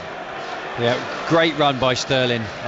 Also a great ball to find him in behind. Long diagonal ball in behind for him, and he's done well, cut inside from Cash, but just couldn't quite get his shot off in time, and then he had to cut back again, and it got blocked. But it's a really good run. He's using his pace really well tonight. He's either coming from wide to run inside for the goal, or he's coming short and just spinning in behind. But again, another opportunity for Chelsea that's gone begging. So Villa back underway with Clement Longley playing it square to Ezri Konsa, and Madueke is off the pitch at the moment for Chelsea. Just needs a change of boot at the moment, so a collection of luminous yellow numbers are being brought out for him to try on. He's getting his shooting boots on now. Sort of colours that you used to wear, Matt? to be honest, I actually did quite like to have coloured boots, so I can't really say you look anything. where you're running, exactly. And made me look quicker as well, I think. The Chelsea temporarily down to 10 with Madueke off the pitch at the moment, and he's still trying on the it's not exactly a Formula 1 pit stop in terms of the amount of time it's taking for him to get sorted. In the meantime, Villa might be sorted, because Moreno has it on the left flank. He's closed down by Conor Gallagher, and now Douglas Luiz has gone for goal, and it was an awkward one for Petrovic, because it just bounced in front of the keeper. Watkins was making a run to indicate that he might have tried to get a touch on it, so he couldn't have been sure whether he would have needed to react differently, but he got down and gathered. Yeah, good save, because Douglas Luiz, he struck it really well, and he sort of knew what he was doing. He's trying to get the shot on target, but if it come off Watkins, then even better. But really well kept by the goalkeeper. And the flag is up for offside again here against Cole Palmer, but Villa have played it forwards quickly instead, and John McGinn was looking to slip Diaby through. It was a ball through the centre of the Chelsea midfield, and Diaby was just making a peeling run away to the right hand side, which meant it went slightly behind him. Yeah, it is a massive contrast of playing styles, because Chelsea are all about trying to get the ball and go wide, whereas Aston Villa are trying to get everything through the middle, and that one was just, the pass was just a bit misplaced. Yet another lofted ball over the top for Chelsea to try and set a runner onto. This time it's Madueke who is collected on the right hand side. Infield is Madueke once again, and Villa with everyone back behind the ball, so it's going to be a case of starting again for Chelsea on halfway with Thiago Silva. 0-0 at the Bridge with just a couple of minutes to go until we hit the hour mark, and a replay starts to loom large in the minds of both managers, with a date at Villa Park scheduled for around about 10 or 12 days time. It's the midweek after next. Of course, it's a full Premier League fixture in the upcoming midweek, with Parma in possession for Chelsea at the moment. Infield towards Conor Gallagher, lovely bit of footwork from him and a good ball in, which was right into the path of Konsu, manages to clear it away. Back in from Palmer and blocked pretty sternly by Tielemans because it was clattered into him, but he didn't flinch and the ball goes out for a Chelsea throw. Gilchrist thought about taking it quickly, but he is now going to take his time and play it in towards Noni Madueke. Gilchrist now collects once again, plays it in towards Gallagher. Gallagher shielded it well and now finds Gilchrist, goes back to Caicedo. Caicedo backwards of square to Disasi, and now Chelsea will begin once again, and it's Thiago Silva inside the centre circle. Enzo Fernandez gets it back to Thiago Silva. Chelsea pushing and probing, but Villa with that really resolute shape, so well organised and well drilled that Chelsea finding the gaps hard to come by. Madueke looking to spot one now with a lovely crossfield switch to pick out Sterling on the left. Sterling tight to that left touchline as Cash for company as ever. Has a run at him again. He's got away from Cash and he's got back well, the Polish international, to get a touch on it and send it behind for a corner to Chelsea. It's a good race, that, isn't it? Sterling's trying to now run him down the line and Cash just getting back to concede the corner, but them two are finding it it's a really good game between the two of them. But that is Chelsea's outlet. Both wingers, they're causing Aston Villa's both fullbacks a real problem tonight.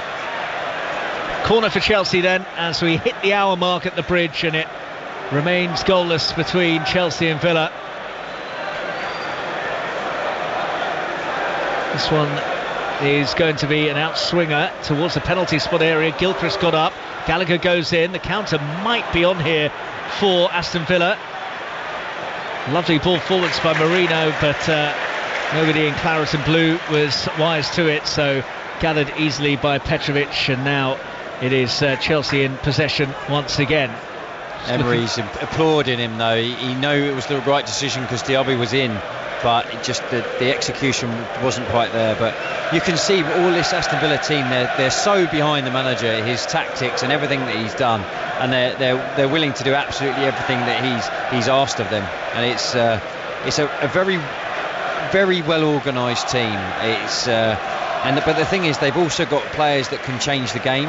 And Bailey is on the bench. He can come on. They could change a system, but they are very much in this shape, knowing exactly what their roles and responsibilities are. So it's a very good battle between these two teams. Only lost one of their last 14 matches in all competitions.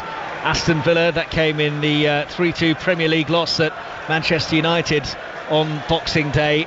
9 wins and 5 draws, and they've scored in 23 of their last 25 games in all competitions, although their most recent game saw them draw a blank in that 0-0 draw away at Everton, and they've failed to find the net so far this evening, as have Chelsea. 0-0 with Gilchrist waiting to take this throw. Sets of substitutes have been going through pretty strenuous warm-ups as Madueke goes down and expects the free kick to come from the referee, which it doesn't. Chelsea still smarting about that. Now it's gone behind for a goal kick, and Jones receiving a lot of grief now. That's got to be a free kick. I mean, I don't know how he's not given it. He's Moreno's got both hands round Madueke, and he's pulled him to the ground. So I don't know how he's not given it. Well, I said that the substitutes looked like they'd up the ante a bit with their warm-ups, and we're going to get the first change of the game. Ben Chilwell is about to be brought on by Mauricio Pochettino. Saw them lose Levi Colwill in the warm-up ahead of the game due to a hamstring problem, and Ben Chilwell, of course, only recently returning from a long injury layoff of his own. Here's Madueke. Chelsea wait to make the change. Madueke darting towards the edge of the area, and then his low flat ball in is blocked by Concert, which turned into an inadvertent clearance that gets it ballooned away, but Chelsea have won it back with Disasi. And now Enzo Fernandez with a quick sweep wide to Sterling on the left, up against Cash once again. Cash tries to stand him up. Sterling got the ball in, but then Cash managed to fling his body in the way to get the block on it, and Villa have got it away to safety. But then they've fluffed their lines a bit because Badiashile was presented with the ball, and he quickly got it forwards to Sterling. On the left now for Chelsea with Moises Caicedo wide to Sterling once again, and Sterling backwards of Square, and back with Thiago Silva now for Chelsea, who plays it in towards Gilchrist. Gilchrist goes back to Disasi. This is all just in front of the halfway line, inside the Villa half of the pitch, as Chelsea again just wait for that moment to play the long ball forwards, the long diagonal pass over the top, which they've used throughout the game so far. Cole Palmer couldn't spot the pass that was on there though, so goes backwards to Disasi. Midway inside Villa territory, 25 minutes of the 90 left to play at the bridge, still 0-0. Gilchrist for Disasi, and again Villa with those two banks of claret and blue proving a decent block, although Sterling chasing a lovely loop pass over the top by Thiago Silva. Emi Martinez just about judged that right to come and gather before Sterling could nip in. Yeah, and I bet his teammates are thinking, what are you doing? Don't now fire it up the other end. We're under a lot of pressure here. You just keep hold of that. But it's Chelsea dominating possession, and it's another great bomb from outside to inside this time from Sterling. And the ball was just a bit too far, but the goalkeeper's come out and done really well. Well, Chelsea are now asking for a yellow card against Douglas Luiz because they feel that he showed a sign of dissent as he bounced the ball down following the decision from the linesman to award the throw-in the other way. And Alfie Gilchrist is now going to make way himself, a late inclusion in the team after Levi Colwill pulled up with a hamstring problem in the warm-up, and a big cheer for Ben Chilwell, who is coming on and continues his comeback towards full fitness after that injury layoff. Yeah, it's great to see him back. He's such a good player, and the way that this Chelsea side play as well, he will really enjoy going forward and attacking. So it's good for him to get back on the pitch and get some more minutes. Back on the way at Spurs, by the way, as well, into the second half there now. 0-0 at Tottenham between themselves and Manchester City, and meanwhile goalless at Bristol City, Nottingham Forest. Coventry still leading 1-0 at Sheffield Wednesday. Gallagher has just nudged over Douglas Luiz inside the Chelsea half, so it's going to be a free kick for Villa. And Longley just in consultation with Douglas Luiz, and then just trying to earn a couple of yards again. I think all the referees pretty wary of that after what happened at Brentford the other day. Yeah, and Cole Palmer's just made sure by knocking it back another 10 feet.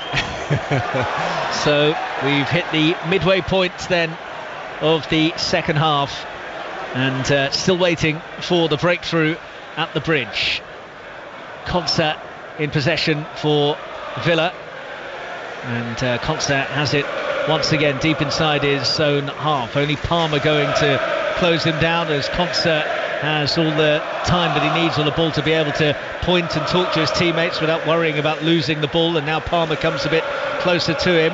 Boubacar Kamara tries to speed away down the line, but runs into traffic, and the ball comes off Chilwell and bounces away. And now play will be stopped because in amongst all the ricochets, it caught him flush in the face, and it's going to be an inspection for Rob Jones, the referee. I mean, that's twice that's happened to Cash in this game, and that one was, from 2 yards away straight into his face. So yeah, he's not enjoyed getting hit in the face today, as Cash.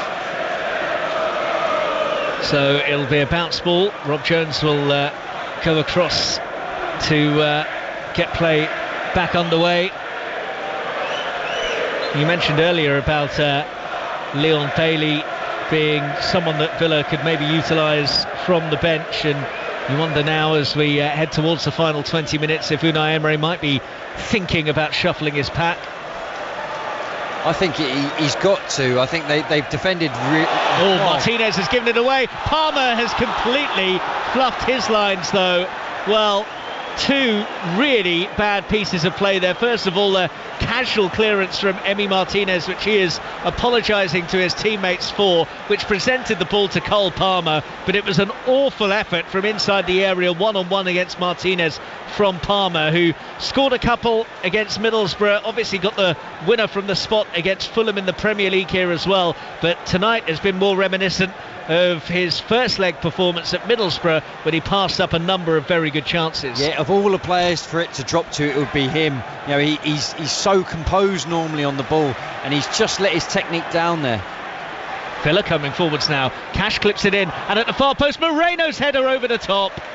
Well, it was a tough angle for him to try and test Petrovic from, but it was looped into a very inviting area by Matty Cash, and Moreno did the best he could, but it was always asking a bit too much. Yeah, it's really hard. There he's got to try and head it back across goal, but he's jumping it, he's at full stretch, he's leaning back, so unfortunately for him he's gone over the bar. But again, good from Matty Cash there on the right hand side, cutting inside and putting a nice left foot dink into the far post. But it's the opportunities that Chelsea have had tonight. They've got to take one of them, because you know, this Villa side, they can score goals, they are a threat, but Martinez, what's he doing there? Trying to hit a big diagonal from inside his own, but very low, and Palmer, you just think he's got to do better.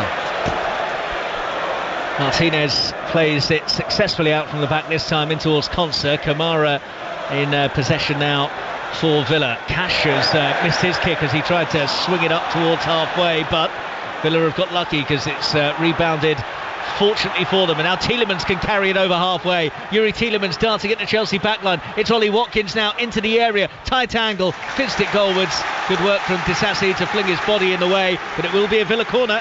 Yeah, game's getting stretched now. It's every opportunity is going forward, and that's the first time that we've seen Watkins come out onto this left-hand side. He quite favours this left-hand side, but he's dragged it down the line and he's used his left foot. It's been blocked and put a corner. But you can hear the Villa crowd now.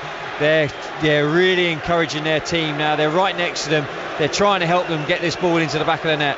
Douglas Luiz just urging them to give the players a bit more, which they duly responded to. Now what can he do from the resulting corner? It's going to be bent in with his right boot, and it's a really poor delivery because Sterling could just chest it away very comfortably. Douglas Luiz though pokes it on now for McGinn, who's got a crossing opportunity from the left at the byline, pokes it across well. Watkins was waiting, doesn't come his way, might break for Douglas Luiz, and blocked by Thiago Silva, who got his head in the way. We've seen some really poor corner kicks today, but I don't know how it happens. They keep coming out, and then they do like they have that one pass and it goes in and they put the cross in, but it's all from a really poor corner, but then they make up for it. And there's been a couple of strikes there that Thiago Silva who I think it was at the end, who's had Douglas Luiz has had a real good strike from the edge of the box, and he's just got his head straight in the way like all good defenders and cleared the ball. Konsa inside the centre circle for Villa. We have just under 20 minutes of the 90 remaining. Goalless at Stamford Bridge, and goalless as well at Bristol City, Nottingham Forest. Coventry still leading Sheffield Wednesday by 1-0, and they're about 9 minutes into the second half at Spurs, where it's 0-0 still between Tottenham and Manchester City. So 3 of the 4 FA Cup fourth round ties being played tonight are on course to go to replays. Tomorrow we will have full commentary for you on Ipswich against Maidstone United, and then Everton against Luton Town in the FA Cup fourth round. Petrovic, the Chelsea keeper, by the edge of his 6-yard box, plays it to the right back area, and Disasi, who knocks it up to Gallagher. It was a clever idea from Conor Gallagher to try and flick it into the path of Madueke, but Madueke wasn't wise to it, so it just drifted into Villa's grasp, and they have it now with Longley, who has Gallagher snapping away at him, so Kamara has to try and help him out, but this is still just outside the Villa penalty area, and Chelsea putting the squeeze on. They've managed to work it into John McGinn though, who can now bring it up towards halfway. John McGinn for Aston Villa to Yuri Tielemans. Tielemans back to McGinn. One goal might well be enough tonight, but McGinn won't be able to fashion a chance with that particular move, because he's given it straight to Raheem Sterling, but then it's given away by Badiashile. and it's Ollie Watkins inside the area. Watkins fizzed it towards the near post. Petrovic beats it away. Chelsea almost made to pay for one of their numerous sloppy passes. Oh, it's again Watkins really sharp onto it, puts it out onto his right hand side, bang, snapshot, really good save from the keeper, but it's end to end right here. Slipped almost in for Diaby, who was the wrong side of Disasi, and Villa enjoying a good period at the moment. They're asking some questions, and the Chelsea fans trying to rally their players to get further up the pitch after they were sitting a little deep and inviting Villa onto them. Yeah, Villa have done really well in this second half to absorb the pressure from Chelsea, but actually every time they've gone forward they've looked dangerous, and they're getting their fullbacks up higher up the pitch, which they couldn't do in this first half. So it's turning into a real good performance. And it's been picked up by Cash now, who's surging away. He's into the area. Matty Cash! Great save by Petrovic. That is magnificent from the Chelsea keeper. Matty Cash cut inside, bent it towards the bottom corner.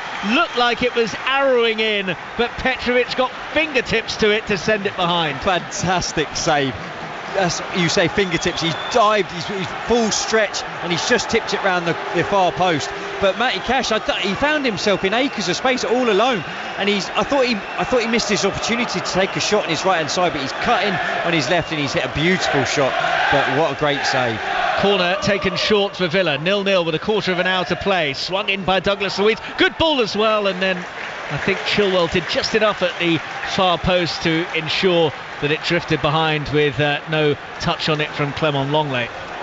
Yeah, this game, you just don't know what's going to happen, because you've still got substitutions that can be made for both teams. I mean, Aston Villa haven't made a change yet, and you're looking at them and they're getting stronger in this game.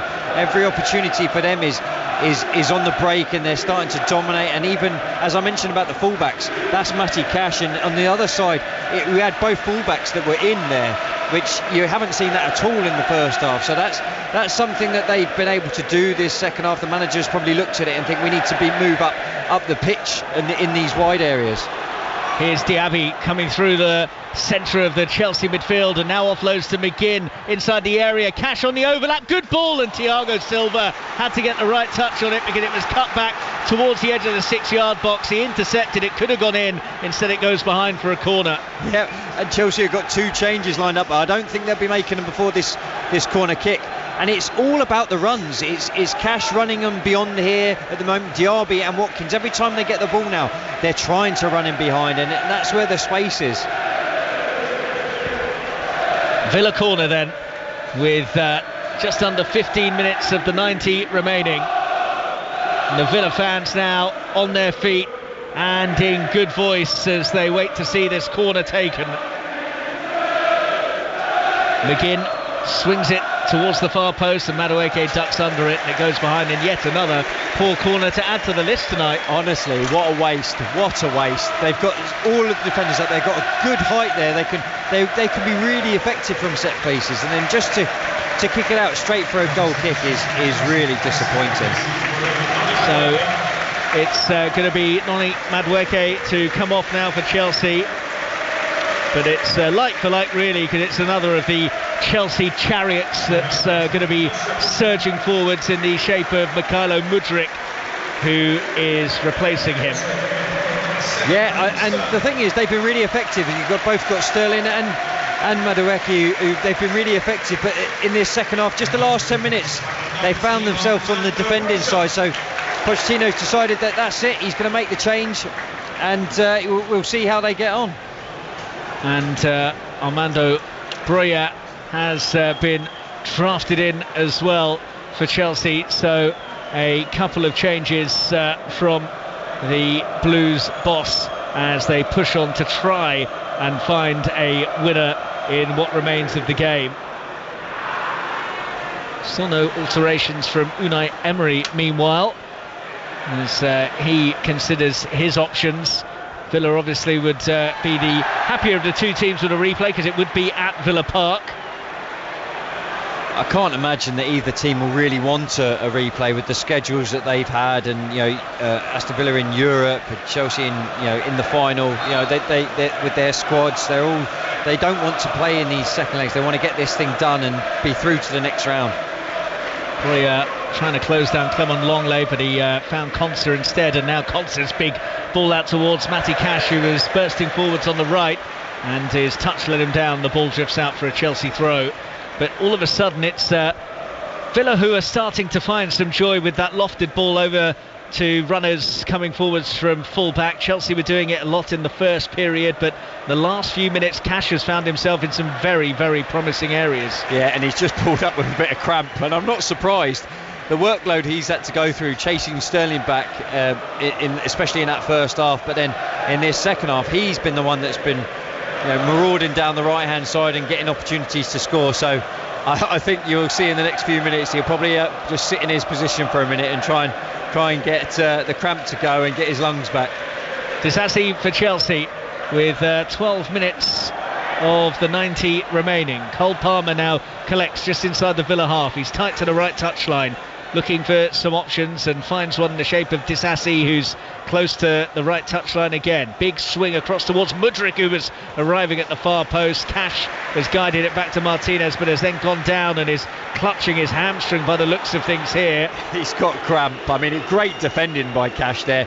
He's backpedaling, he's already got cramp, and he's had to jump as high as he can, and he's done a really well defender's header back to Martinez, and he's gone straight down holding his leg. He's got cramp, and I'm not surprised. He has been out and he's come back, and he's had to do a lot of work tonight. So but it does amaze me that I look down on this where the bench is, and there isn't anyone stripped or ready to go, and it's 79 minutes gone, and it looks like Unai Emery hasn't even considered making a change yet. Well, he's in conversation with some of his coaching staff at the moment,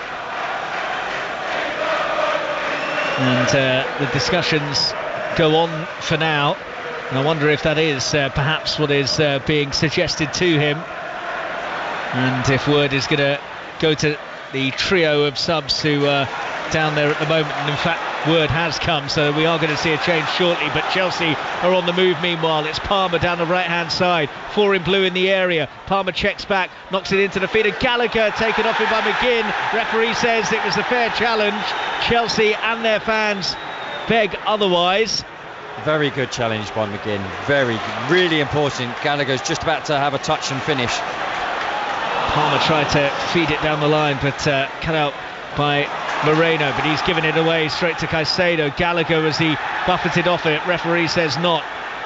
McGinn in towards Douglas Luiz, and now it's all the way back with Emi Martinez. 10 minutes then left of this FA Cup tie, heading for a replay at Villa Park as things stand, and there's another stoppage here for a collision as Rob Jones comes across to just sort out the collision between Disasi and Tielemans. Not sure I would want to be in that challenge either. Disasi's coming right over the top. He's a big lad. It's going to hurt. Tielemans is laid on the floor. He's not enjoyed that battle.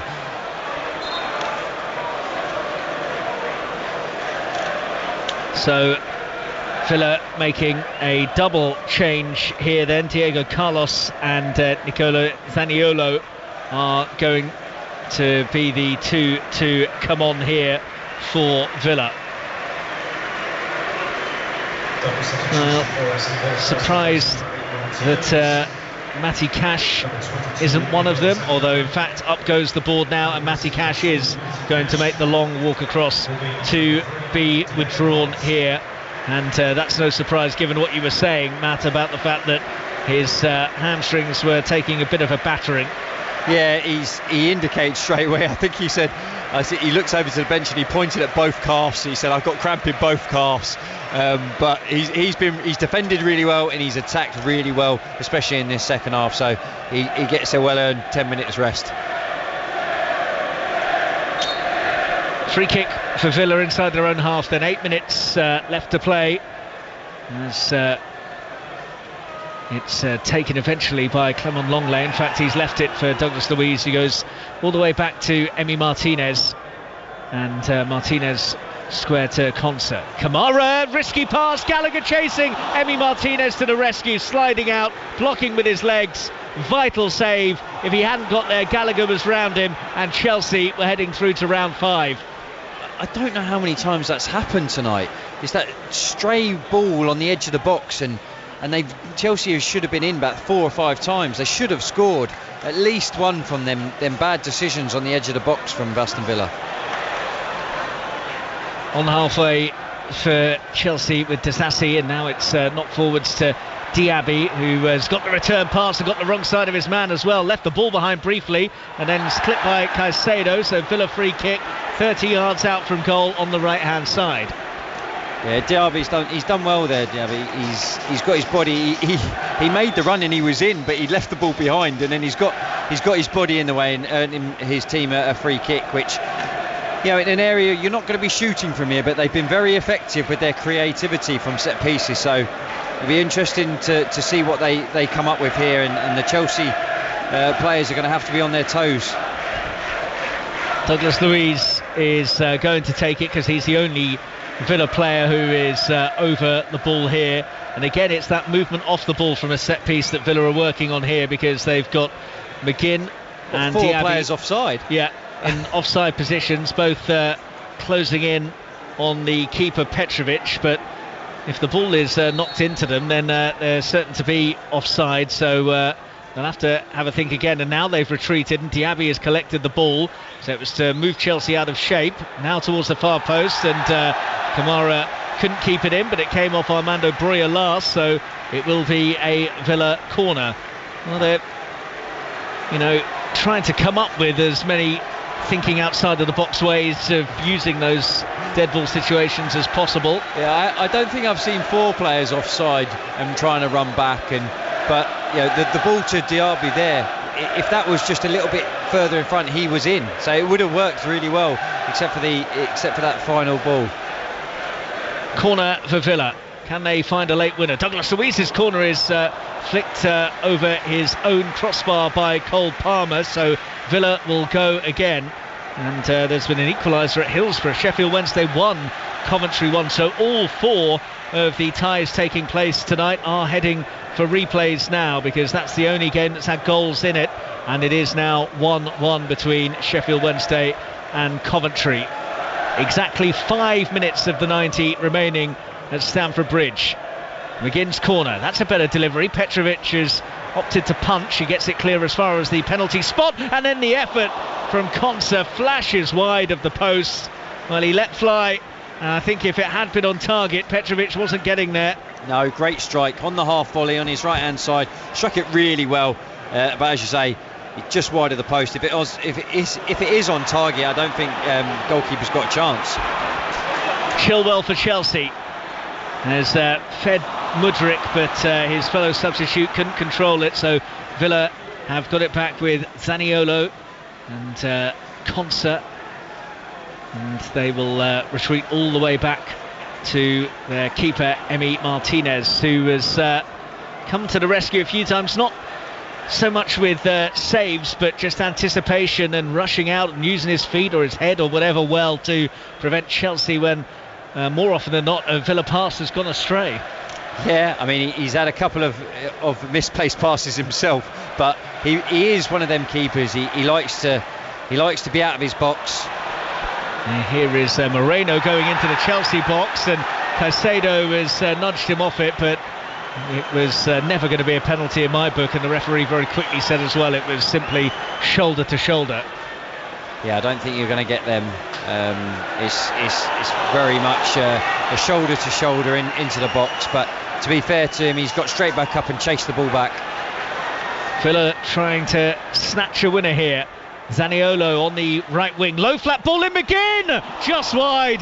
Oh, so close to a late Villa goal. John McGinn's convinced it came off a Chelsea player last. Goal kick is the decision. Goal scored was nearly what happened. Yeah, really good play on the right hand side. Zaniolo, he's sort of shimmied to come inside in his left foot, but he's gone down the line and whipped a delightful ball across goal. And I think McGinn's trying to point to say that it wasn't him, but if it was McGinn, it was a really delicate flick, and it's just gone right across goal, and it's just gone wide of the far post. But really good ball in on that right hand side. Petrovic to take the resulting goal kick for Chelsea then, with 2.5 minutes of normal time remaining. and a replay looking very, very likely now indeed. Long ball forwards from Petrovic, hacked away by Douglas Luiz, only as far as Badiashile. Badiashile for Chelsea, back to Thiago Silva, who clips the ball down the right channel, looking for the run of Palmer. It's come for Breuer instead, and some really messy footwork from him. Sees it just spin away and beyond the byline for a goal kick.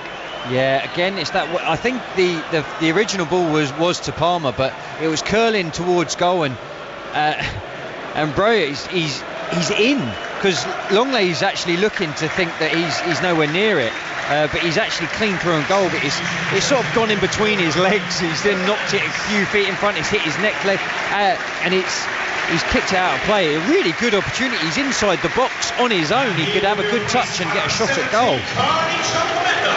Okani Chukwuemeka, former Aston Villa man, gets a warm reception from the Villa supporters, as you might imagine. 90 seconds of the 90 minutes left to play, and he would not be a popular goal scorer amongst the Villa fans if he was to make a match-winning contribution late on here. I think that's exactly what he would like to do, though. This is what a time to come on, get your goal, and get yourself through to the next round.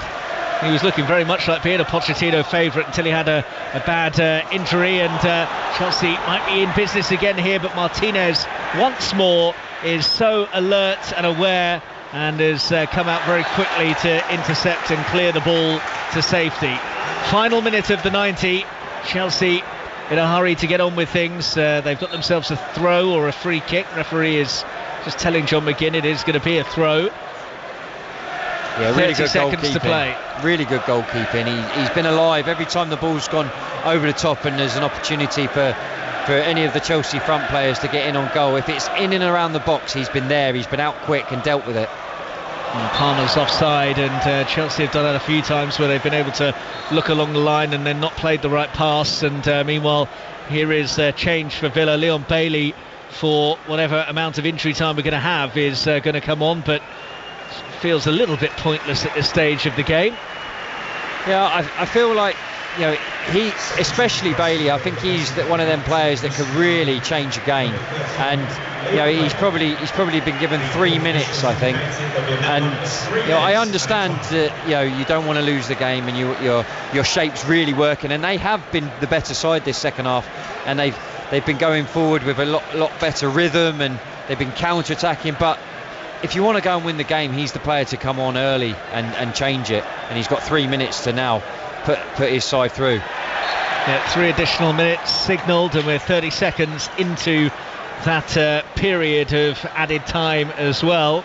All of the fourth round ties taking place tonight, heading for replays. It's goalless between Bristol City and Nottingham Forest, 1-1 between Sheffield Wednesday and Coventry.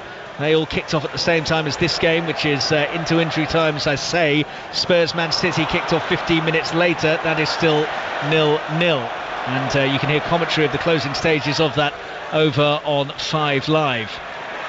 Breuer battling with Longley for the ball, and it's spun the way of Cole Palmer now for Chelsea. Will there be one more chance in the game? Both sides have had their moments, but neither of them have been able to convert one of them until now. Here is Moreno for Villa, midway inside the Chelsea half. 90 seconds have gone of the 3 additional minutes that were signalled.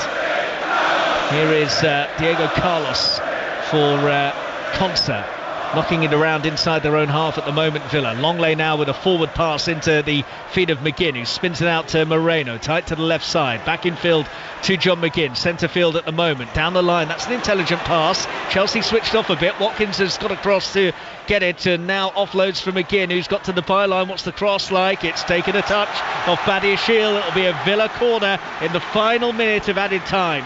McGinn's done really well tonight. I think he's bossed that midfield. He's been everywhere as well, because that first half he was out on the right hand side, but he's been coming into the middle of the play. He's been linking up well. He's kept hold of the ball so well. He's got his team up the pitch, and he's put some vital tackles in, running back and helping his defence. So I think he's played really well. Corner then for Villa. 30 seconds of the 3 added minutes remaining, and the corner towards the near post was nearly met.